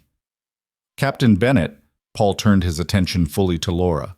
Can you explain why you questioned First Officer Cole's report? Why you accused him of manufacturing a safety concern? The question was direct and damning. Laura felt Ryan shift slightly in the chair beside her, his presence a reminder that he was hearing all of this, that her worst moments were being documented and examined. I made an error in judgment, Laura said, keeping her voice steady through sheer force of will. I didn't know First Officer Cole. I hadn't flown with him before. When he reported the leak, I interpreted it as, she paused, choosing words carefully, as a challenge to my authority rather than a legitimate safety concern. Why? Paul's question was simple but brutal. Because I was defensive, Laura admitted. Because I'd already decided he wasn't qualified based on nothing but my own prejudices. Because I was more concerned with maintaining my authority than with actually listening to my crew. The legal representative made notes, her pen scratching across the yellow pad in sharp, precise strokes. Each word Laura spoke was being recorded, would become part of her permanent file, would follow her for the rest of her career. That's an honest answer, Paul acknowledged. But honesty doesn't erase the fact that you created a hostile work environment, undermined crew coordination, and potentially compromised safety by discouraging proper reporting of mechanical issues. Laura nodded, accepting the assessment without defense. Beside her, Ryan remained silent, his face carefully neutral. However, Paul continued, and something in his tone shifted slightly. What happened after the discovery is equally important to this investigation. He pulled out another document, this one showing the post-flight timeline. According to multiple witnesses, Captain Bennett did not attempt to retaliate against First Officer Cole after the leak was confirmed. She didn't file counter-complaints, didn't try to shift blame, didn't create additional conflict. Paul glanced at Ryan. And First Officer Cole, despite having every right to file a hostile work environment complaint, instead requested a simple crew reassignment without further escalation. That's correct, Ryan confirmed quietly. Why? Paul asked. Why not file the complaint? Why not protect yourself with official documentation of what happened? Ryan was quiet for a moment, considering. Because I wanted to see if Captain Bennett was capable of learning from the incident. Because filing a complaint would have ended any possibility of productive resolution. And because I believed the situation could be addressed without destroying someone's career over a mistake. The generosity of that response made Laura's throat tight with emotion she couldn't afford to show. Paul nodded slowly. And then, despite the morning's conflict, you both volunteered to fly together on the return flight. Marcus tells me that was Captain Bennett's request and First Officer Cole's agreement. Is that accurate? Yes, sir, Laura said. Walk me through that decision, Paul directed. Why would you request to fly with someone you just publicly humiliated? And Ryan, why would you agree? Laura took a breath, knowing this answer mattered perhaps more than any other. Because I needed to prove to myself that I could do better, that I could be the captain I thought I was, rather than the captain I'd revealed myself to be that morning. And because First Officer Cole deserved to see that I was capable of change, capable of actually listening and learning. Paul turned to Ryan. And your reason? Because Captain Bennett asked rather than demanded, Ryan said simply. Because she was honest about her failures rather than defensive. Because I thought she deserved the chance to prove she meant what she said. The legal representative made more notes. Marcus watched the exchange with an expression that might have been approval or might have been relief. The flight completed successfully, Paul said, referencing another document. Crew coordination was professional. Captain Bennett accepted First Officer Cole's recommendation to deviate for weather, a decision that kept you out of severe turbulence that damaged another aircraft. He set the papers down, looking between Laura and Ryan. So here's what I'm seeing. I'm seeing a captain who made serious errors in judgment but demonstrated capacity for self-correction. I'm seeing a first officer who prioritized resolution over retribution. And I'm seeing a crew that managed to transform a hostile dynamic into functional collaboration within the span of a single day. Paul leaned back in his chair. I'm also seeing patterns that concern me. Captain Bennett, this isn't the first time complaints have been filed about your crew coordination style. The words hit Laura like cold water. What complaints?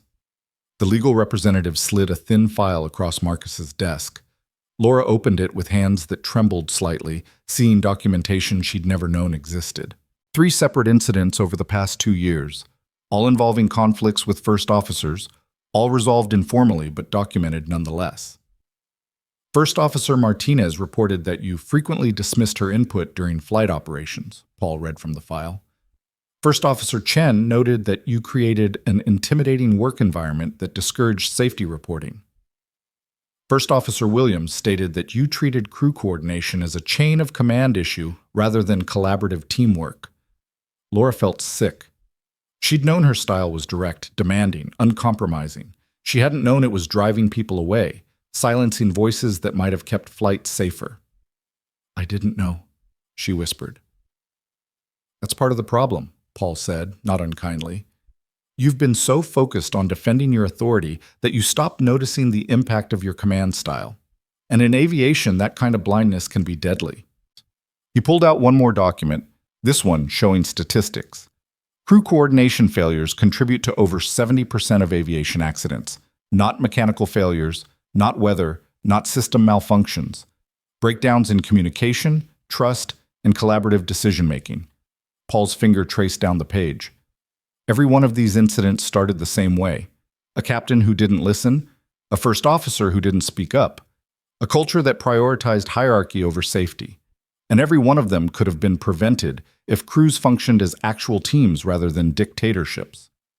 Laura forced herself to read the statistics, the accident reports, the names of flights that had ended in disaster because captains like her had forgotten how to listen. So what happens now? She asked, her voice barely steady. Am I grounded? Under investigation? Terminated? Marcus and Paul exchanged glances. The legal representative's pen paused over her notepad. That depends, Paul said carefully, on whether you're willing to do the work necessary to change your command style, and whether you're willing to accept accountability not just for this morning, but for the pattern of behavior that led to this morning. Laura looked at Ryan, who met her eyes steadily. No judgment there, but no rescue either. This was her decision, her responsibility, her chance to choose who she wanted to be. I'm willing, she said. Tell me what I need to do. Paul nodded, as if this was the answer he'd been hoping for. Mandatory crew resource management training starting next week. You'll work with our senior instructor on communication skills, collaborative decision-making, and conflict resolution. You'll also meet monthly with me for flight safety reviews until I'm confident the behavioral patterns have changed. He paused, his expression serious. And you'll be paired with First Officer Cole for your next 20 flights. He'll provide feedback on your crew coordination, and his assessments will be part of your performance review. Laura's eyes widened. 20 flights? That's nearly 3 months of learning to work as an actual crew, Paul interrupted. 3 months of building trust instead of demanding obedience. 3 months of proving you can change not just for one flight, but consistently over time. He looked at Ryan. If you're willing. This is above and beyond your normal duties, and I understand if you'd prefer not to take on this additional responsibility. Ryan was quiet for a long moment, his expression thoughtful. Laura held her breath, waiting for him to refuse, to protect himself from 3 months of flying with someone who'd treated him so poorly. I'm willing, Ryan said finally. On one condition. Name it, Paul said. This can't be punitive, Ryan stated clearly. I'm not interested in being Captain Bennett's supervisor or monitor or babysitter. If we do this, we do it as equals working to build a better crew dynamic. Otherwise, it won't work. Paul considered this, then nodded. Agreed. You'll provide feedback, but Captain Bennett retains full command authority. This is about changing behavior through experience, not through punishment. Laura felt something shift inside her, relief mixed with apprehension, mixed with gratitude for Ryan's willingness to invest in her improvement. There's one more thing, Marcus said, speaking for the first time since Paul had taken over. Captain Bennett, I need to ask you directly. Do you understand why what happened this morning was serious? Do you understand the full scope of what could have gone wrong? Laura thought about the cracked fitting, about the brake system that would have failed, about 143 passengers who would have been at risk because she'd been too proud to listen. Yes, she said quietly. I understand that my ego could have killed people. I understand that treating crew members as threats rather than partners creates exactly the kind of environment where safety concerns get ignored. I understand that being a captain isn't about being obeyed. It's about creating a cockpit culture where everyone feels empowered to speak up when something's wrong. Marcus studied her face, searching for sincerity. And if you'd missed that hydraulic leak? If you'd taken off without Ryan's inspection catching it? What then? The question was hypothetical, but devastating. Laura forced herself to think through the scenario completely. We would have lost brake pressure during approach or landing, she said slowly. Depending on when the fitting failed, we might have had partial or complete loss of stopping capability. On a wet runway or with crosswinds, that could have meant a runway excursion, possible collision with obstacles or other aircraft. She paused, the full weight settling over her. People could have died, not because of mechanical failure, because of my failure to listen. Because I created an environment where my first officer had to fight to report a safety issue instead of being immediately believed and supported. And that can never happen again, Marcus said, his tone leaving no room for argument. It won't, Laura promised. I'll do whatever it takes to make sure it won't. The legal representative closed her portfolio, apparently satisfied that the necessary points had been covered. Paul gathered his documents, his expression marginally less severe than when they'd started. We'll reconvene in 3 months, Paul said. At that point, we'll review your progress, assess crew feedback, and determine if additional intervention is necessary.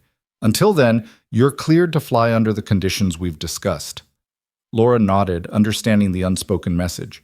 This was her last chance. One more incident, one more pattern of hostile behavior, and there would be no more opportunities for correction. Marcus stood, signaling the meeting's end. Laura, Ryan, thank you for your honesty today. This wasn't an easy conversation, but it was a necessary one. Paul and the legal representative left, their footsteps echoing down the hallway. Laura and Ryan remained seated, the weight of the past 12 hours settling over them like exhaustion. 3 months, Laura said finally. You really signed up for 3 months of flying with me? Ryan's expression was unreadable. I signed up for 3 months of seeing if we can build something better than what we had this morning. There's a difference. Why? Laura asked, the question encompassing everything. Why give her another chance? Why invest his time and energy? Why believe she could change? Because I've seen what you're capable of when you actually listen, Ryan said. That flight today? The way you handled the weather deviation, the way you processed my input, the way you trusted my judgment, even when it meant deviating from your plan. That's the captain you could be all the time. He stood, gathering his flight bag. But I've also seen what you are when you let fear and pride override your judgment. And that captain is dangerous, Laura. Not just to yourself, but to everyone who flies with you. The brutal honesty should have hurt, but instead Laura felt oddly grateful for it. Ryan wasn't coddling her, or pretending the problem was smaller than it was. He was giving her the truth, delivered with the same quiet directness he'd shown all day. I want to be better, she said. I need to be better. Then prove it, Ryan replied. Not just tomorrow or next week, but consistently over time. Prove that today wasn't a fluke. Prove that you can change not just your behavior, but your whole approach to command. He paused at the door, looking back. I believe you can do it, Laura. But believing isn't enough. You have to do the work. After Ryan left, Laura sat alone in Marcus's office, staring at the flight logs and incident reports scattered across his desk. Evidence of her failure, documentation of patterns she'd been blind to, proof that the captain she thought she was existed only in her own mind. Her phone buzzed. A text from her sister asking about dinner plans, normal life intruding on the wreckage of her professional identity. Laura ignored it, unable to face casual conversation when her entire understanding of herself had been dismantled. Marcus returned 20 minutes later, carrying 2 cups of coffee. He handed one to Laura without comment, settling back into his chair with the weariness of someone who'd spent too many hours managing crises. You know what the ironic thing is? He said after a long silence. You're one of our best pilots in terms of technical skill. Your landings are textbook perfect. Your system knowledge is exceptional. Your decision-making in actual emergencies has been consistently sound. He sipped his coffee, grimacing at the temperature. But none of that matters if you can't work with your crew. None of that technical excellence makes any difference if you create an environment where people are afraid to speak up. I know, Laura said quietly. Do you? Marcus challenged. Because I've been watching this pattern develop for 2 years, Laura. I've seen you become more defensive, more controlling, more isolated. And I've watched good first officers request reassignments rather than deal with your command style. The revelation stung. Why didn't you say something? Why didn't you pull me aside and tell me I was creating problems? I did, Marcus said flatly. 3 times in the past 18 months. But you dismissed my concerns as me being oversensitive, me not understanding the pressures of command, me coddling weak pilots who couldn't handle direct communication. Laura's memory provided the conversation she'd forgotten or reinterpreted, the warnings she'd dismissed as Marcus being politically correct or overly cautious. She'd been so certain of her righteousness, so convinced that her approach was necessary and justified. I'm sorry, she whispered. Don't apologize to me, Marcus said. Apologize to the first officers who requested transfers. Apologize to the crew members who stopped speaking up because they learned their input wasn't valued. Apologize to Ryan for the humiliation you put him through this morning. He set his coffee down, leaning forward. But more than that, Laura, do better. Actually change, because I can't protect you anymore. One more incident like this morning, and corporate won't care about your technical skills or your flight hours. They'll ground you permanently. The finality in his voice made clear this wasn't hypothetical. The crew resource management training starts Monday, Marcus continued. You'll work with Captain Sarah Chen, yes, the same First Officer Chen who reported your intimidating work environment. She's one of our best instructors now, and she's agreed to work with you despite your history. Laura flinched at the connection. First Officer Chen, who she'd dismissed as too soft, too deferential, too unwilling to handle the demands of professional aviation. The same Chen who'd apparently been competent enough to become a training captain while Laura had been busy defending her authority. I'll be there, Laura said. And you'll actually engage with the material, Marcus pressed. Not just sit through the classes and dismiss everything as theoretical nonsense that doesn't apply to real flight operations. I'll engage, Laura promised. Marcus studied her for a long moment, searching for sincerity. I've known you for 20 years, Laura. I remember when you were a young first officer fighting for every opportunity, proving yourself against people who didn't think women belonged in cockpits. You were fierce and determined and absolutely committed to excellence. His expression softened slightly. Somewhere along the way, that fierce determination turned into rigid defensiveness. That commitment to excellence turned into inability to accept input. You became so focused on proving you deserved to be there that you forgot how to actually be there, present, collaborative, open to learning. The observation cut deep because it was true. Laura could trace the transformation, could see how each battle fought and won had hardened her, how each challenge overcome had made her less flexible, how each year of proving herself had made her less capable of accepting that she might be wrong. How do I get back? She asked. How do I become the pilot I was before all the defensiveness and fear? Marcus smiled faintly. You don't. You can't go backward, Laura. But you can go forward differently.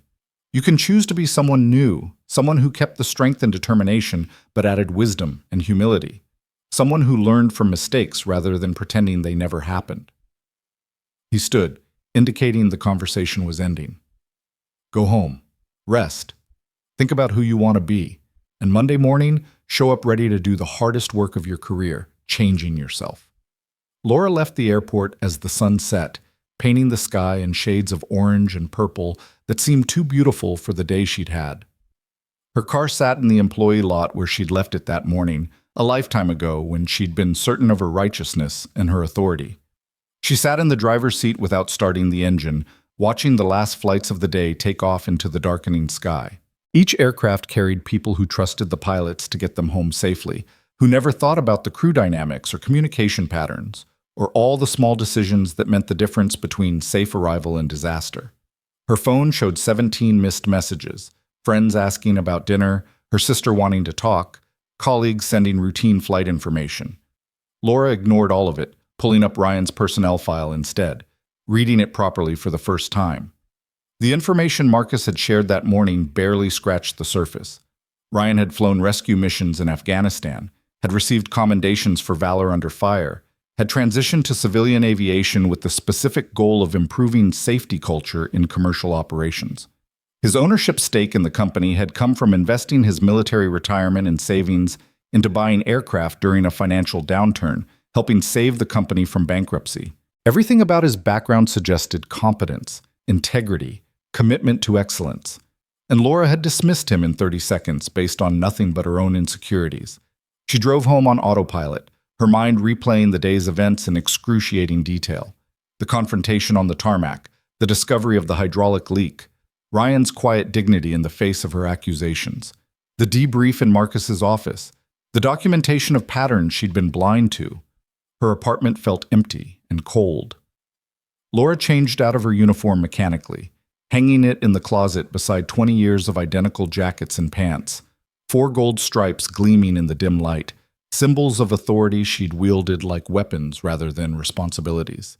She made tea she didn't drink, sat on her couch staring at nothing, tried to reconcile the captain she thought she was with the captain everyone else had been experiencing. The disconnect was staggering. She genuinely believed she was maintaining high standards, protecting safety, ensuring excellence.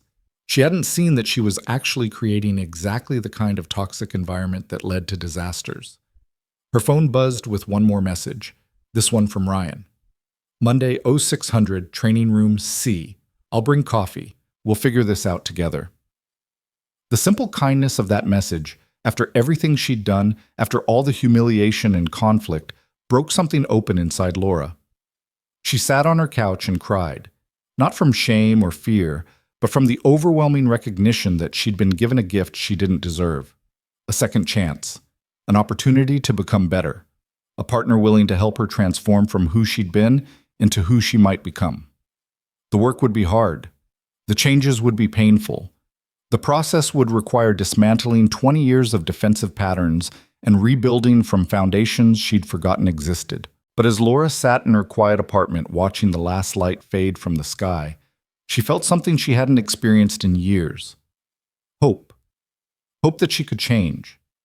Hope that the Captain Ryan had seen glimpses of during their flight could become who she was consistently. Hope that accountability, properly accepted, could lead to transformation rather than destruction. 3 months of flying together.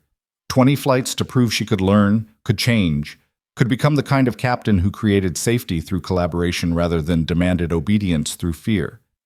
It was a beginning, not an ending, not a resolution, but a genuine beginning.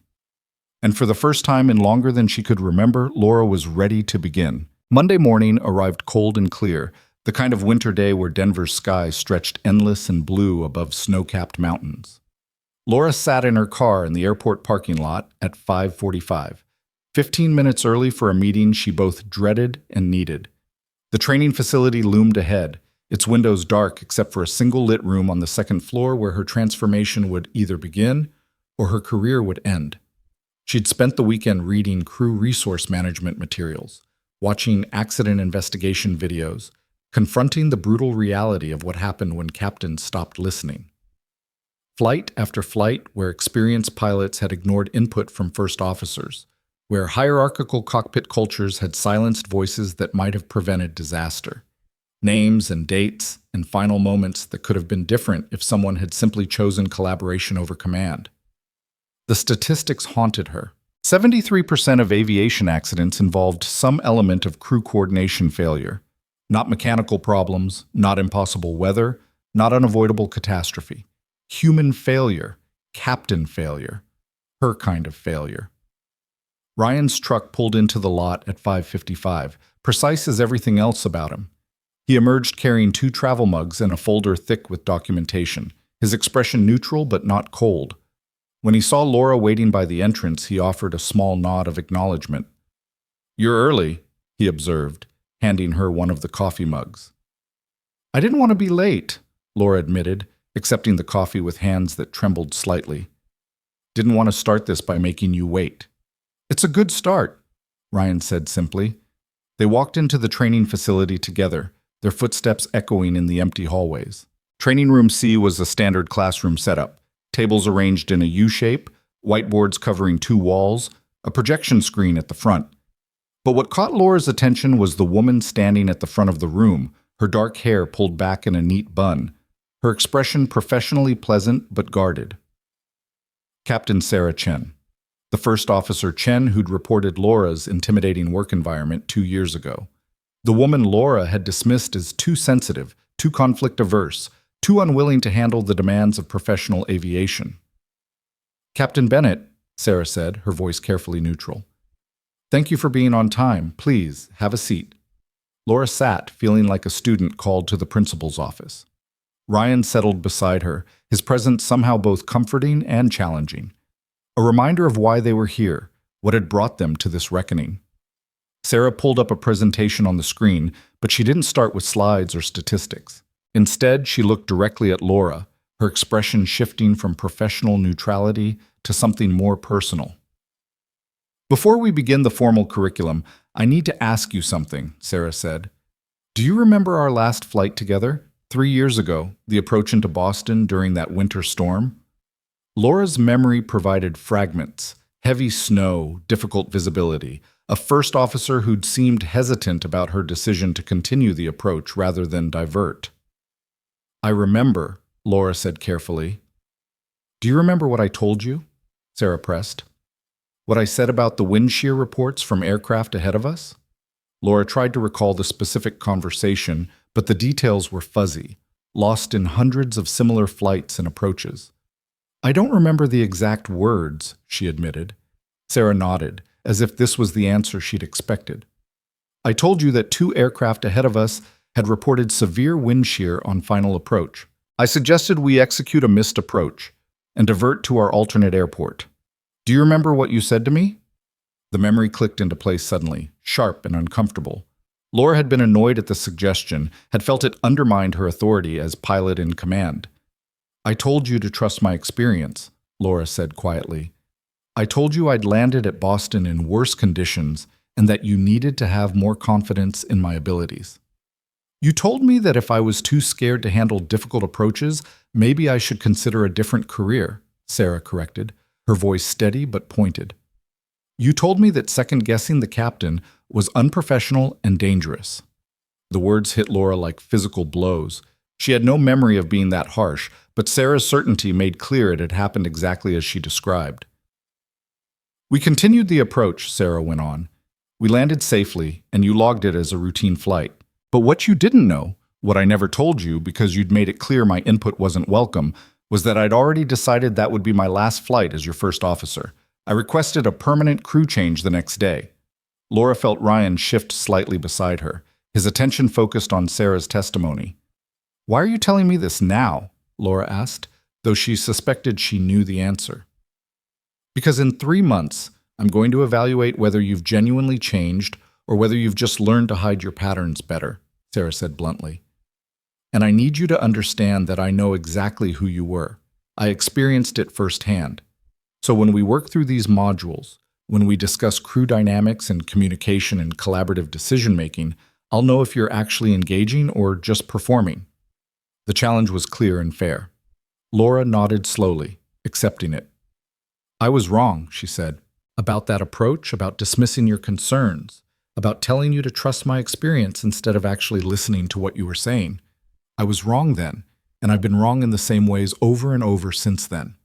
Sarah studied her for a long moment, then something in her expression softened fractionally. At least you're being honest now. That's more than I got 3 years ago. She pulled up the first slide, a simple question in large text. What is a captain's primary responsibility? Laura had answered this question hundreds of times in training, in evaluations, in casual conversations with other pilots. The answer was automatic, ingrained through years of repetition. Safe operation of the aircraft and protection of passengers and crew, she recited. That's the textbook answer, Sarah agreed. Now tell me what you actually believed your primary responsibility was. Not what the manual says, but what drove your decisions in real cockpit situations. The question demanded deeper honesty than Laura was comfortable providing, but Ryan's quiet presence beside her reminded her that surface-level answers wouldn't accomplish anything. I believed my primary responsibility was maintaining my authority, Laura admitted, proving I deserved to be in command, making sure no one questioned my competence or my right to make decisions. Sarah nodded, as if this confession was both expected and necessary. And how did that belief affect your crew coordination? Laura thought about Ryan on the tarmac, about Sarah during that Boston approach, about all the first officers who'd offered input she'd interpreted as challenges rather than collaboration. It made me defensive, she said. It made me see questions as attacks and suggestions as attempts to undermine me. It made me prioritize protecting my ego over actually listening to safety concerns. Which is exactly the mentality that leads to disasters, Sarah said, pulling up the next slide showing the wreckage of a commercial aircraft flight number and date stark against the image. Korean Air Flight 801. Experienced captain, qualified crew, routine approach. First officer and flight engineer both noticed problems, but failed to communicate effectively because the cockpit culture discouraged challenging the captain's authority. Laura knew this case study, had reviewed it in her own training years ago. But seeing it now through the lens of her own behavior made the connection visceral and undeniable. Sarah continued through a series of accidents, each one showing the same pattern: hierarchical cockpit culture, silenced crew members, captains who wouldn't listen until it was too late. United 173 running out of fuel while the captain focused on landing gear and ignored warnings about fuel state. Avianca 52 crashing because the first officer couldn't effectively communicate the severity of their fuel emergency. Tenerife, the deadliest accident in aviation history, partly caused by a captain's impatience overriding proper procedures. Notice the pattern, Sarah said. In every case, there were crew members who saw the problem, who knew something was wrong, who tried to speak up. But the captain's authority created an environment where those warnings couldn't be heard effectively. She turned from the screen to look directly at Laura. You created that same environment. Maybe not to the same extreme, maybe not with the same catastrophic results, but the pattern was identical. And if it had continued unchecked, eventually you would have ended up in a situation where someone's silence, caused by your intimidation, would have led to disaster. The assessment was brutal and accurate. Laura felt Ryan's eyes on her, waiting to see how she'd respond. I understand, she said quietly. I understand that my behavior was creating exactly the kind of toxic dynamic that kills people.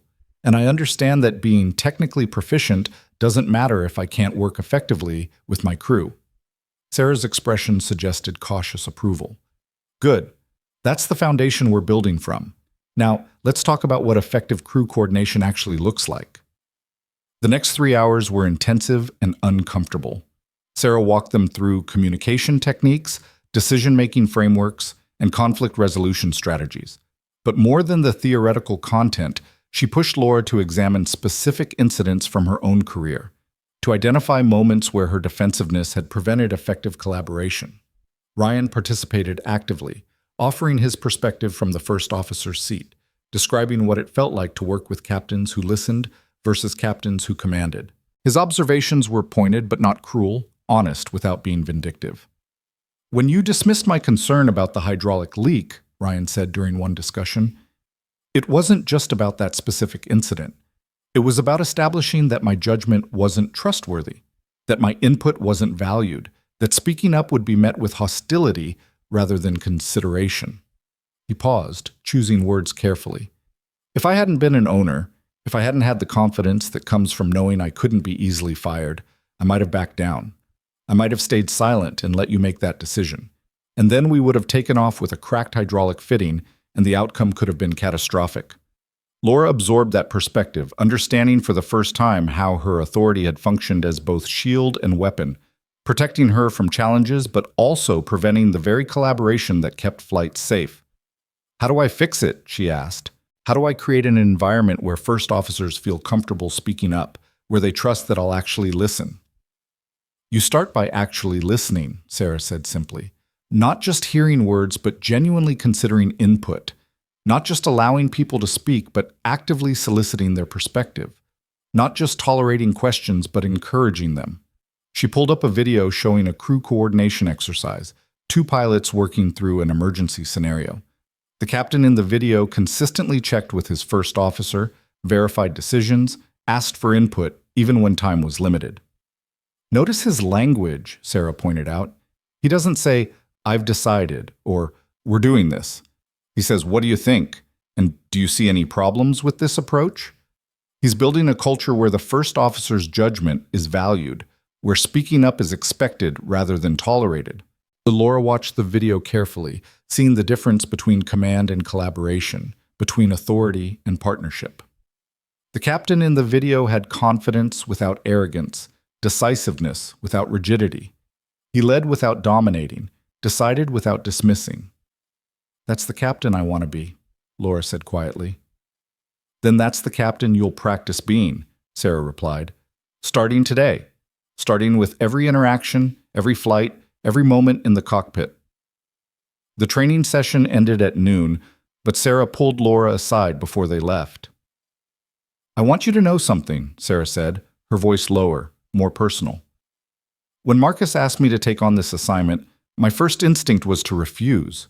The idea of working with you again, of putting myself back in a position where I might be dismissed or intimidated, felt like asking for unnecessary pain." Laura felt shame wash over her, but she forced herself to meet Sarah's eyes. "But then I thought about all the first officers who might fly with you in the future," Sarah continued. "All the crew members who deserve to work with a captain who actually values their input. And I thought about the Laura Bennett I flew with on my very first commercial flight, before you became defensive and rigid. That captain was patient and encouraging. She taught me things. She made me feel like I belonged in that cockpit." Sarah's expression softened slightly. That captain is still in there somewhere, and if there's any chance of bringing her back, of helping you remember why you wanted to fly in the first place, then this work is worth doing. The unexpected grace in those words made Laura's throat tight. "Thank you," she managed. "Thank you for being willing to try." Sarah nodded, then left, her footsteps echoing down the empty hallway. Ryan remained, gathering materials, giving Laura space to process. When she finally turned to him, he was watching her with that same quiet assessment he'd shown on the tarmac days ago. "That was harder than I expected," Laura admitted. "It's supposed to be hard," Ryan said. "Change is always hard, especially when it requires confronting uncomfortable truths about yourself." They walked to the parking lot together, the midday sun bright and cold. Laura's car sat next to Ryan's truck, their vehicles side by side like their professional partnership, parallel but separate, connected but individual. "Same time Wednesday?" Ryan asked, referencing their next training session. "I'll be here," Laura confirmed. Then, because honesty had become her new default, "I'm scared, Ryan. I'm scared I'll fail at this, that I'll fall back into old patterns and prove everyone right about me being unable to change." Ryan considered her words carefully. "You know what I think? I think being scared is appropriate. It means you understand the stakes, understand what you're trying to accomplish. If you weren't scared, I'd be worried you weren't taking this seriously." He unlocked his truck, then paused. "But Laura, fear can't be your only motivation. Eventually you have to want to change, not because you're afraid of consequences, but because you genuinely believe collaboration makes you a better pilot, because you actually value your crew members' perspectives, because you understand that being a great captain means building great teams, not just maintaining your authority." The observation was incisive and true. Laura nodded slowly, accepting it. Over the following weeks, Laura threw herself into the work with the same intensity she'd once applied to proving her competence. She attended every training session, completed every assignment, practiced new communication techniques until they felt less foreign. And she flew with Ryan, 20 flights that became a masterclass in humility and growth. Their third flight together, Ryan caught an error in her fuel calculations. Laura's first instinct was defensive. She'd been calculating fuel loads for 20 years. How could she have made a mistake? But instead of dismissing his concern, she reviewed the numbers again and found he was right. She'd transposed 2 digits, a small error that would have meant arriving at their destination with less reserve fuel than regulations required. "Thank you for catching that," she said, making the correction. Ryan's surprise was visible for just a moment before his expression settled back into professional neutrality. That's what first officers are for. By their seventh flight, Laura found herself actively soliciting Ryan's input on approach decisions, genuinely considering his perspective rather than just going through the motions of collaboration. When he suggested a different approach angle based on wind conditions, she didn't just accept it. She asked him to explain his reasoning so she could learn from his analysis. "You're getting better at this," Ryan observed during their post-flight debrief. "It's still not natural," Laura admitted. "I still have to consciously remind myself to ask instead of tell, to listen instead of dismiss. But it's getting easier." "That's how change works," Ryan said. "Conscious effort becomes habit, becomes character. You're doing the work, Laura. It shows." Their 15th flight tested everything Laura had been learning. They encountered unexpected severe turbulence over the Rockies, the kind of rough air that demanded immediate decisions and coordinated crew response. Laura's instinct was to handle it herself, to make command decisions without consultation because that's what captains did in emergencies. But she caught herself, forced herself to engage Ryan even as the aircraft bucked and passengers gasped. "First officer, I'm seeing increasing turbulence ahead. What's your assessment?" Ryan's voice was steady despite the rough air. "Recommend immediate altitude change. Request climb to flight level 390 to get above this cell. I'm seeing the worst returns between our current altitude and 37,000 feet."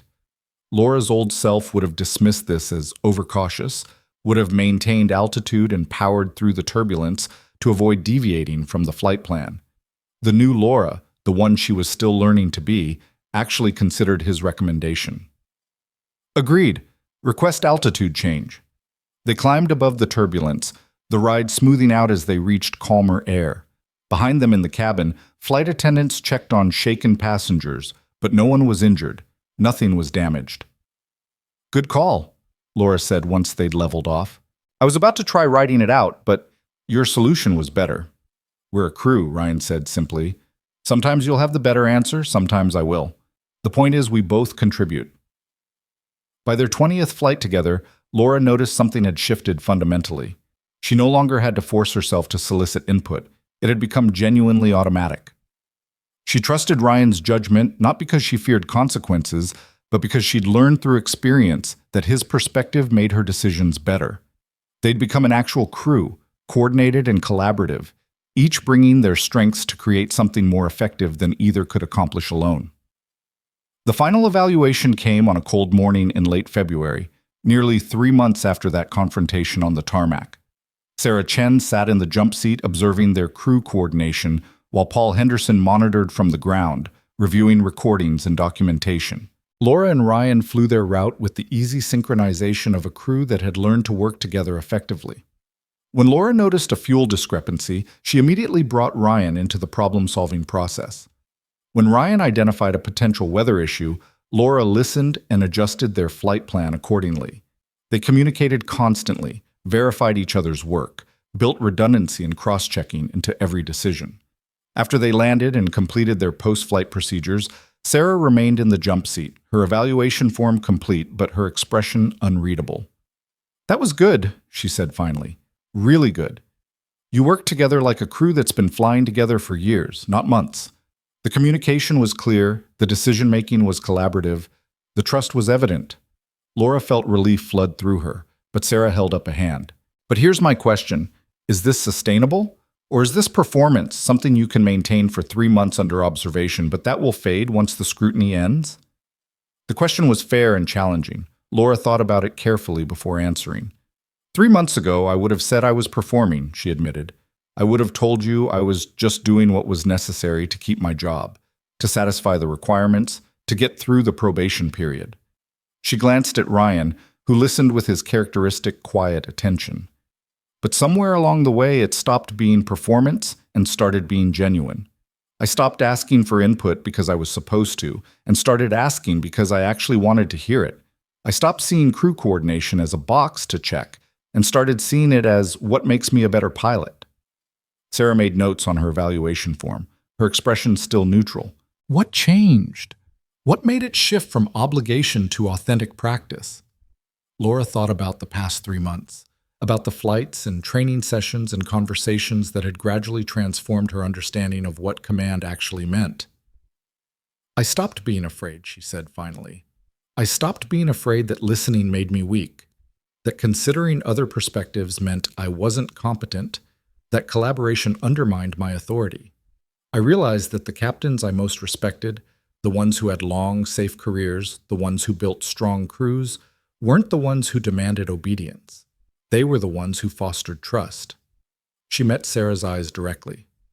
"And I realized that I'd rather be trusted than feared. I'd rather build crews that work with me than crews that work for me. Because at the end of the day, we all go home safer when we function as teams rather than hierarchies." Sarah's expression finally shifted, showing something that might have been approval or might have been relief. "That's the answer I was hoping for." She signed the evaluation form with a flourish, then handed it to Laura. The assessment was thorough and honest, noting both Laura's significant progress and areas that still needed attention. But the final recommendation was clear. "Captain Bennett has demonstrated genuine transformation in crew coordination and collaborative decision-making. Recommend continuation of active flight status without additional monitoring." Laura felt emotion well up, relief and gratitude, and something like redemption. 3 months ago, she'd been on the verge of losing everything, her career endangered by her own inability to see her failures. Now she had a second chance, earned through hard work, an honest self-examination, and the willingness to change. "Thank you," she said to Sarah, the words inadequate but sincere. "Don't thank me," Sarah replied. Sarah, thank Ryan for being willing to invest 3 months in your development. Thank yourself for actually doing the work, and thank whatever part of you was still willing to admit you could be wrong and needed to change. After Sarah left, Laura and Ryan stood in the quiet cockpit, surrounded by the instruments and systems that had been the stage for their transformation. "I couldn't have done this without you," Laura said quietly. "I know that's obvious, but I need to say it anyway. You gave me a chance I didn't deserve, invested time and energy in helping me become better, and never gave up even when I was frustrating and difficult." Ryan smiled faintly. "You were frustrating sometimes, but you were also committed to changing, willing to confront uncomfortable truths, and genuinely invested in becoming better. That made the work worthwhile." "What happens now?" Laura asked. "We've completed the required 20 flights. Do we just go back to random crew assignments?" Ryan considered the question. "That's up to you. We could request to continue flying together, build on what we've established. Or we could trust that you're capable of applying these skills with any first officer, not just me." Laura thought about it, feeling the weight of the choice. Part of her wanted the security of continuing with Ryan, the comfort of a crew dynamic she'd learned to trust. But another part understood that real growth meant proving she could collaborate effectively with anyone, not just one carefully selected partner. "I think I need to fly with other first officers," she said slowly. "I need to prove to myself that this change is real and sustainable, not dependent on one particular crew member. But I'd like to fly together sometimes, to maintain the partnership we've built." "That sounds reasonable," Ryan agreed. "And Laura, I'll be watching, not to catch you failing, but to see you succeed. To see you building the same kind of collaborative relationships with other first officers that we've developed."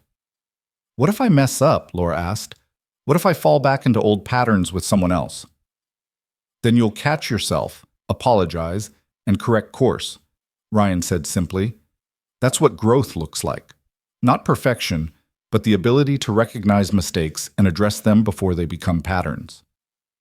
6 months later, Laura stood in front of a classroom of new hire pilots, her role transformed from student to instructor.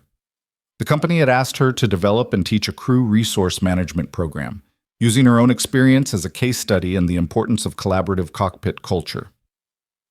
"I want to tell you about the day I almost destroyed my career," she began, and then walked them through that morning on the tarmac, the hydraulic leak, the confrontation, and everything that had followed. She showed them the accident statistics, the case studies, the brutal reality of what happened when captains stopped listening. But more than that, she showed them what transformation looked like, how 3 months of intentional practice could rebuild patterns developed over 20 years, how humility could coexist with confidence, how collaboration could enhance rather than undermine authority, how admitting mistakes could actually strengthen rather than weaken a captain's command. Ryan sat in the back of the classroom during her first session, his presence both support and accountability. When Laura finished and opened the floor for questions, a young first officer raised her hand tentatively. "Captain Bennett, how do you handle situations where the captain doesn't want collaboration, where speaking up feels risky?" Laura recognized the question as the one she'd never wanted to hear, the one that revealed the reality of hierarchical cockpit cultures that still existed despite all the training and regulations. "You speak up anyway," she said firmly. "You speak up because safety demands it, because passengers deserve it, because it's your job as a professional pilot to voice concerns regardless of how they might be received." She paused, making eye contact with the young first officer. "And if you work with a captain who punishes you for speaking up, who creates a hostile environment, who makes you feel unsafe raising concerns, you document it and report it. Because that captain is a danger to everyone who flies with them, and they need intervention before their behavior causes a disaster." The young first officer nodded, seeming reassured. Laura continued through the rest of the session, sharing techniques and frameworks and hard-won wisdom. When it ended, several pilots lingered to ask additional questions, to share their own experiences, to thank her for her honesty. Ryan approached as the last students filed out, his expression thoughtful. "That was good," he said. "Better than good. You took your mistakes and turned them into teaching moments. You used your failure to help others avoid the same pitfalls." "It feels strange," Laura admitted, "standing up there talking about how badly I messed up, how wrong I was, how close I came to disaster. But if it helps even one pilot recognize those patterns in themselves before they become dangerous, it's worth the discomfort." "It will help more than one," Ryan said confidently. "Trust me on that."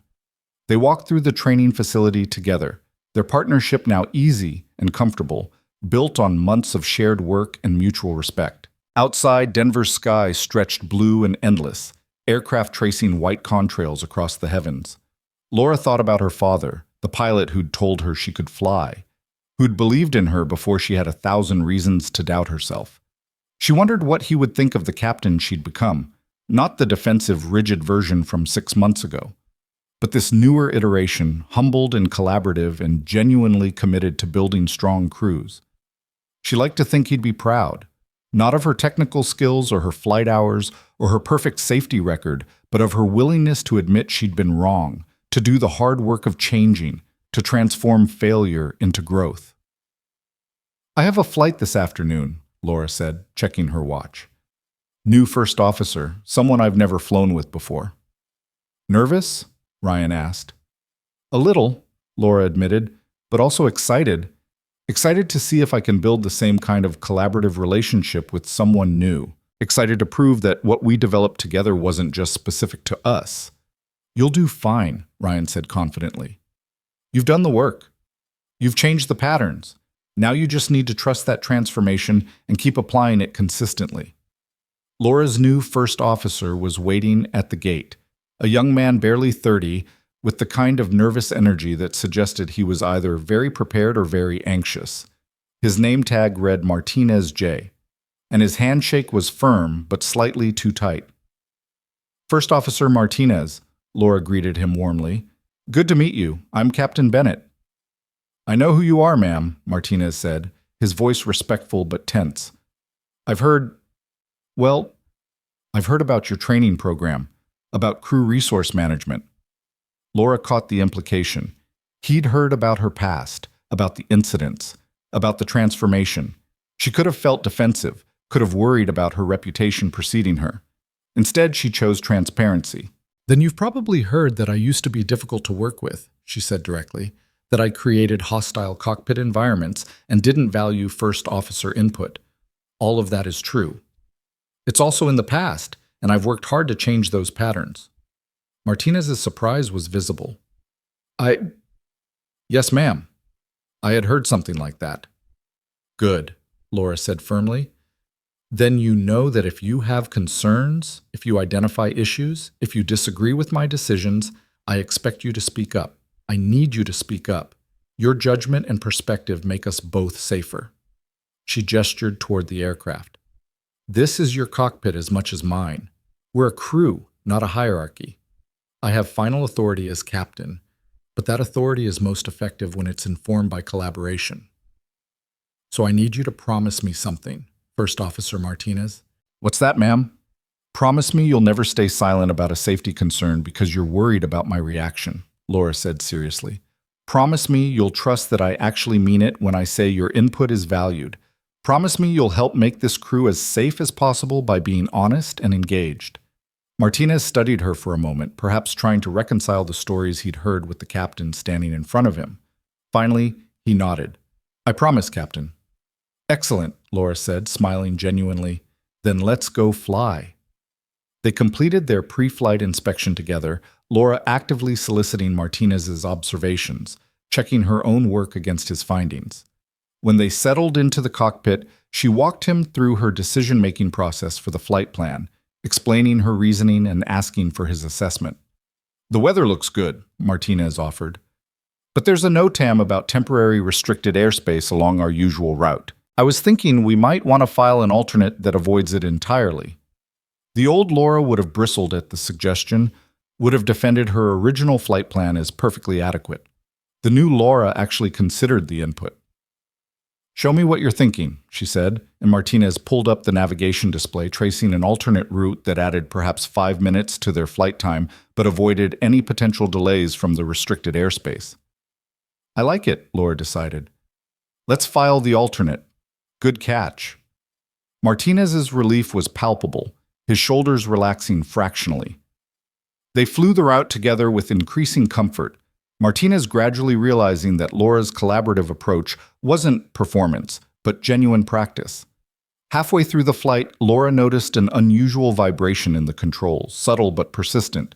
Her first thought was to dismiss it as normal turbulence, to avoid creating unnecessary concern. But she caught herself, remembering Ryan's hydraulic leak, remembering how easily small issues could become catastrophic if ignored. First Officer Martinez, I'm feeling a vibration in the controls. Are you noticing the same thing? Martinez focused his attention, his hands light on his yoke. Yes, ma'am. I feel it too. Irregular, maybe every 30 seconds or so. Let's run through the systems, make sure nothing's indicating abnormally, Laura said, and they worked through the instrument panel together, checking pressures and temperatures and electrical systems. Everything showed normal, but the vibration persisted. I'm not comfortable proceeding without identifying the source, Laura said. What's your assessment? Martinez hesitated, perhaps uncertain whether his perspective truly mattered. I think we should report it and request priority handling once we land so maintenance can investigate. It's probably nothing serious, but better to document and check than to ignore it. Agreed completely, Laura said, and made the report to air traffic control and company operations. When they landed 20 minutes later, a maintenance crew was waiting, and their inspection revealed a loose mounting bolt in the aileron control linkage, exactly the kind of minor mechanical issue that could have developed into something far more serious if left unchecked. In the post-flight debrief, Laura made sure Martinez understood the importance of what had happened. You noticed the vibration and took it seriously, she said. You recommended appropriate action despite it probably being nothing, and that decision potentially prevented a control system failure. That's excellent crew coordination, First Officer Martinez. That's exactly the kind of collaborative decision-making that keeps us safe. Martinez smiled, his earlier nervousness replaced with confidence. Thank you, Captain. This was a really good flight. Different than I expected. Different how? Laura asked, genuinely curious. I've flown with captains who wanted obedience, not input, Martinez said carefully. Captains who made it clear that first officers should stay quiet unless directly asked a question. This was the first time I felt like my judgment actually mattered, like my perspective was valued. Laura felt a complex mix of emotions, satisfaction that she'd created the environment she'd been working toward, but also sadness that Martinez's expectations had been set so low by other experiences. Your judgment always matters, she said firmly. Every first officer, every crew member brings valuable perspective, and any captain who doesn't recognize that is doing the job wrong. Word spread through the pilot community about Laura's transformation. Some remained skeptical, wondering if the change was genuine or just sophisticated performance. But others noticed the difference, saw the way her crews functioned, recognized the authenticity in her collaborative approach. 6 months became a year. Laura taught more training sessions, flew with dozens of different first officers, built collaborative relationships that made every flight safer and more effective. And she maintained her partnership with Ryan, flying together monthly, their crew coordination now so seamless it seemed almost telepathic. On a cold December morning, exactly 1 year after that confrontation on the tarmac, Laura found herself back at the same aircraft, preparing for the same route. But everything was different now. Ryan sat beside her in the first officer's seat, their pre-flight routine synchronized and comfortable. They'd flown together so many times now that communication required fewer words, each understanding the other's decision-making patterns and preferences. "You know what today is?" Ryan asked as they completed their checklist. "The anniversary of me being a complete disaster as a captain," Laura suggested with a slight smile. "The anniversary of you choosing to become better," Ryan corrected. "There's a difference." Laura thought about that morning a year ago, her arrogance, her defensiveness, her absolute certainty that she was right and Ryan was inadequate. She thought about the hydraulic leak she would have missed, the disaster she would have enabled through her own blindness. "I almost destroyed my career that day," she said quietly, "and I definitely would have destroyed lives eventually if I'd continued on that path. Thank you for not letting me." "You did the work, Laura," Ryan said. "I just provided the opportunity. The transformation was all you."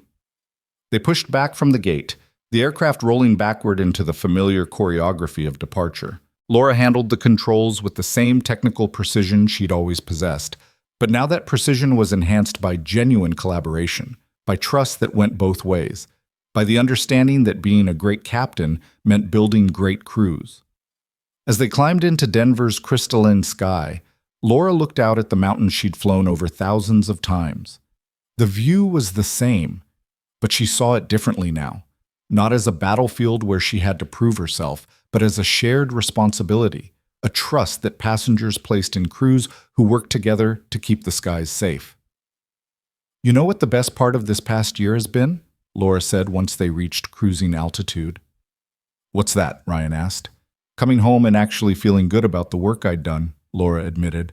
"Not just satisfied that I'd maintained my perfect record or proven my competence, but genuinely good about the crews I'd built, the first officers I'd empowered, the collaborative culture I'd helped create."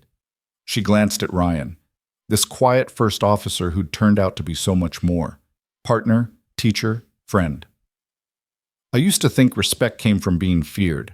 Now I know it comes from being trusted, and trust has to be earned through action, not demanded through authority." "That's wisdom," Ryan observed. "Hard-won wisdom, but wisdom nonetheless." They flew in comfortable silence for a while, the aircraft steady and true, their instruments showing all systems normal. Behind them, passengers read books and watched movies and slept, trusting that the crew in the cockpit would get them home safely.